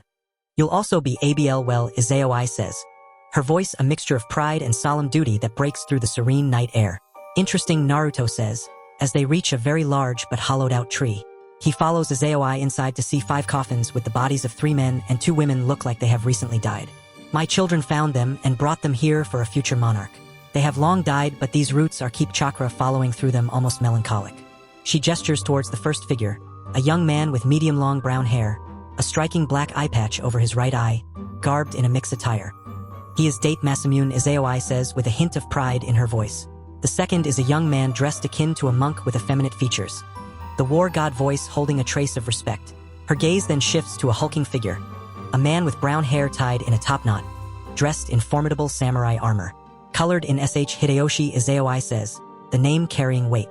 The first woman is beautiful with long black hair in Heimcut, wearing Onimusha garb in dark pink and black sea softening. The last is a kunoichi with Suna Hitai 8 having green hair that she tied in a bun on top of her head with a hair needle running through it and one short of framing each side of her face. Suna's hero, Bakura of the Shikuten. They are your to raise, Izayoi finishes with a solemn nod. Naruto stares at the 5 with a run of his fingers through by Iwagakure. Makoto comments, breaking the silence with a hint of disbelief. Arise, Naruto declares, his eyes glowing. The 5 rise with Date having 6 swords, Kenshin a single sword, Oichi a double-bladed naginata as Hideyoshi and Bakura. Izayoi smiles. Now one more thing. Show me one of your bare arms, she says. Naruto pulls back the left sleeve of his turtleneck and Izayoi kisses his firearm form of kanji around his arm to his shoulder. This will be the summon tattoo. Simply channel chakra into it and it will summon a swarm of my children, dismissing his new soldiers. He suddenly finds himself back in the field with the contract in front of him. Summon her back. Summon her back, the raven caws. Where did you go, Karin says, eyebrows raised in curiosity with her gaze fixed on the peculiar tattoo, now adorning Naruto's left arm. Must have been the summon realm of the ravens, Mei says with a hint of awe in her voice, her eyes sparkling with intrigue as she tries to get a better look at En rolling up the scroll to put it into his inventory and holds out his arm for the raven to land on it. Do you have a name, he asks. No name. No name. No name, the raven says, its voice echoing slightly in the quiet surroundings. Then today you will be Branwen, Naruto says, a soft smile playing on his lips. Branwen, Branwen, Branwen, Branwen declares, as if testing out the name. Naruto sends her flying off with her wings cutting gracefully through the air. Choosing names now, Karin teases lightly, a small smile on her face as she watches Branwen disappear into the distance. As Branwen blends into the sky, the treachery, the weight of their future endeavors resting on their shoulders. Guards at Iyasu's castle stand guard at the gates when one sees 3 figure and a small wolf approaching in hooded cloaks, but one has a raven on their shoulder, the 3, and the raven flies off with a caw. Halt! One shouts. The one in front reaches for there and reveals a white mask having black painted lips. A pink star ov purple crescent moon on the right cheek. State your business, the second guard demands, eyeing the peculiar mask with a mixture of curiosity and caution. I am Phantom and I wish to meet Prince Iyasu Oda, our blonde monarch asks, as his companions remove their hoods to reveal Mei and Karin. Phantom? As in Slayer of Yagura Karatachi, one says, keeping his weapon at the ready. I am. I've been told good things about Prince Iyasu and wish to meet him, Naruto says, his voice steady and confident. What is going on? A voice declares sharply but not without a certain regality, and one guard looks to see a young woman with black hair having 2 long ponytail golden hoops. She wears a sleeveless kosode with white jubin underneath, black hakama pants and black ballet flats. Phantom has come to meet His Highness. Madam Lin, one guard says, slightly lowering his weapon but still wary. Lin stares at the masked blonde for several minutes. Make one move out of line and you'll die in 2 strikes, she says. Naruto, Mei, and Karin with exchange a brief look but follow Lin inside the castle, noting the number cautiously. Lin orders them to remove their cloaks and do as ordered with their shoes following before being relieved of their weapon pouches and being padded down tatami mats, shoji doors to let light inside. Several cushions are brought in for them to sit on. Sit here and bow to the prince once he arrives and don't look up until he says, Lin says, pointing to the cushions before a raised section having a low throne. Near it with both behind him. What did she mean in 2 strikes, Karin whispers, gently and rubbing Blue's head once Lin was gone. She is wearing a long-sleeve white shirt wrists and a waist cincher, black cargo shorts with red tights and black ankle boots. Who knows, Mei says, her eyes scanning the finely decorated room and trying to distract herself from the nervous anticipation of meeting the prince. She is weary buckled choker at the collar and black jean shorts with dark blue straps around her upper thighs and loose mimetic leg warmers with high-waist black tights. And on a high collar and attached hood that comes just above her high-waist tights. The jacket has a zipper running along its entire length. A purple air filter on either side completely envelop her arms, terminating in white glove-like extensions a cat's paws. She must be a skilled warrior, Naruto says, with a thoughtful expression. He is wearing a graphic long-sleeve shirt in a dark blue color with sleeves have bionic pants with adjustable straps having tight ankles, and a high-collar black trench coat, with the sleeves rolled up having a dark purple and light purple tessellated cuffs. Sliding doors to the right of the raised section slide open gracefully. A silent anticipation filling the space. All three immediately bow with their heads touching. The M enters the room. The unexpected presence of Tsunade flanked by Tenten further heightens the tension while Lin takes her place on Ayasu's left. Raise your heads, Ayasu says, his voice carrying a mixture of authority and curiosity. Each raise their heads as Naruto hidden eyes settle on the busted blonde to "Ai sweetie, isn't that?" Makoto starts but Ayasu speaks. "Why have you come, Phantom?" Ayasu says. His gaze is piercing and leaving little room for ambiguity. Naruto pushes his memories aside and clears his throat. "IW mother spoke highly of you in her journal." He starts and Ayasu quirks an eyebrow. "She spoke of you and your brother. How each of you have inherited the best," and continues. His fingers instinctively brushing through his hair and transitioning it back to its natural blonde hue. This catches eye of Tsunade as that shade of blonde sh thought, but her student is having a familiar thought as well. "Your brother, the first prince, has on 2 occasions tried to recruit me to his side. The first with an exuberant amount of money. The second in a high-stakes poker voice carrying a weight of unseen experiences. So, you've come here to see if I will do the same?" Ayasu questions. His tone flat yet curious, but pausing to keep Lin from leaping towards the blonde as Naruto shouts, "I've always known I would work for you because of my mother. You didn't even bother to see me." Simply assumed greed motivates those around him. "Ho person we asked in places controlled by you and especially here. How you treat people with respect and common decency. You fight with your soldiers instead of for his mask. Which is why I Phantom, no, Naruto Uzumaki the Shadow Monarch will fight at your call." He declares, shocking Tsunade and Tenten. "Foxy?" Tenten blurts out but quickly covers her mouth, her eyes widening in shock and confusion at the revelation before them. "Why are you not in Konoha?" Ayasu asks, curious as to why the Kyuubi Jinchuriki is not in Konoha. "I left when I was 13 during the Uchiha massacre. I could not remain there due to certain elements," Naruto replies, his tone serious and reflecting on those di Danzo Shimura. Ayasu says, almost as an accusation with his voice low and understanding the gravity of what that name brought with it. "You're perceptive. Yes, the like of Danzo Shimura, and I could not trust the Sandame due to other elements. The last few years I've been traveling and working on revealing a piece of his life that had been hidden in shadows. Before I simply accept your help. I will look into certain matters before I do," Ayasu says, not unkindly but with the caution of a leader who had seen too much and they are, Ayasu adds, looking to Mei and Karin. "Mei Terumi, your highness," Mei says, introduces herself. "Karin Uzumaki, your highness, and this is Blue," Karin says, presenting not just herself but also her companion. Ayasu rises from his low throne with Lin following. "Why finish my matters," he says, and the three bow low. Tsunade and Tenten remain behind as Naruto runs his fingers through his blonde hair. The older blonde rises from younger blonde to sit in front of him, her hazel brown eyes staring into his blue eyes for a few moments. "You have his eyes and hair but Kushina's face," Tsunade says, her voice soft yet carrying an undeniable strength. "I do," Naruto asks and Tsunade nods. "Yes. Now where did you go after leaving Konoha?" Tsunade says, and pulls out a jug of sake from a seal on her forearm. "Yuzushio first. I wanted to see our clan's ancestral home. After some time on island I left and headed for Mizu," Naruto starts, his voice carrying a hint of nostalgia. "It's where he met me and saved me," Mei continues and the blonde arches her eyebrow.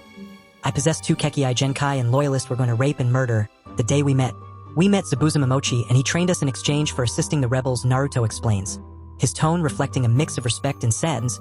"You killed Yagura Karatachi and Phantom aided the rebels in their victory," Tsunade says, drinking some sake from her jug and Naruto nods. "Naruto and Mei saved me from a life servitude and I became their apothecary," Karin adds, her voice small but carrying a weight of gratitude. "Interesting. We'll need to talk shop," Tsunade says, sensing the depth of their experiences and the potential lessons within. "What about you, Panda?" Naruto says, looking to his childhood friend. Tenten collects her thoughts with her glancing to Mei but clears her throat. It was not too long overheard the guy who adopted me that he was glad you were gone. I confronted him, and he told that some of the merchant clans were pressuring him about ass, and I decided to leave. I happened to bump into Lady Tsunade and told her what I doing, she explains. I became her legal guardian and one of my student, but it seems her skill lay in kenjutsu. So I introduced to some teachers, but teaching her some of my skills as, why are you here? Konoha ninja have oaths, but your assisting Prince Ayasu, Mei asks. My student Shizen Kato and I are no longer Konoha ninja. Though we do is medical care. We aren't fighting, Tsunade replies and rises to her feet. Come with M scampers to her feet and follows Tsunade out of the meeting hall to leave 2 childhood friends but a girlfriend as well. So, you knew Naruto as a child, Mei asks, her voice soft but laced with curiosity. Yeah. We were both orphans and began to hang but got separated when I was adopted, but we reconnected during the academy before he left, Tenten says. Her to regret. Sorry about what happened with your dad, Naruto says. But Tenten shakes her head as her eyes avoiding his as a complex swirl of emotions pass through them. Naruto, can let us girls talk, Mei says softly, giving Naruto a knowing look. Sure. I'll go feed Branwen, Naruto says, rising to his a small wave to Tenten and heads outside. A few minutes pass as both teens sit in silence, but Tenten BR asks, looking into Mei's eyes for the first time since the conversation began. He's doing well, Mei replies, her tone gentle as she fixes a stray bang covering her right eye. Are you too close, Tenten asks, fiddling nervously with her fingers. We're a couple. We trauma bonded over the ordeal on Fujioka Island, Mei replies, surprising Tenten with the depth of their connection. I see, Tenten stutters out, a mix of emotions crossing her face as Mei tilts her head slightly and detecting the turmoil brewing within Tenten. Do you have feelings for Naruto, Mei says, and Tenten turns red, causing a slightly sly look to form on the auburn beauty's face. I don't know, but it doesn't matter, Tenten says, her voice barely above a whisper. Does it? If you do have feelings for Naruto, I am somewhat willing to share him, Mei says calmly, and her declaration leaves Tenten in disbelief. Are you serious? Tenten says, and Mei nods. I am. You are his childhood friend, and you should see if you have feelings for him, Mei comments and rises to her feet. If you have feelings for him. No icon yet open as she leaves to find Naruto. Tenten would contemplate this choice well into the night as the complexity of her emotions and the unexpected turn of the eventually she would make a decision. She would explore her feelings for Naruto, a choice that would impact their lives in ways none of them could have anticipated. That's it for today's video on What If Naruto Gains the Power of the Shadow Monarch. I hope you enjoyed exploring this epic crossover concept as much as I did. If you want to see more, don't forget to hit that subscribe button and ring the bell to stay updated with all my latest content. And if you want to see part 2, let's get this video to 100 likes. Your support means the world to me and helps keep these theories coming. Thanks for watching, and I'll see you in the next one.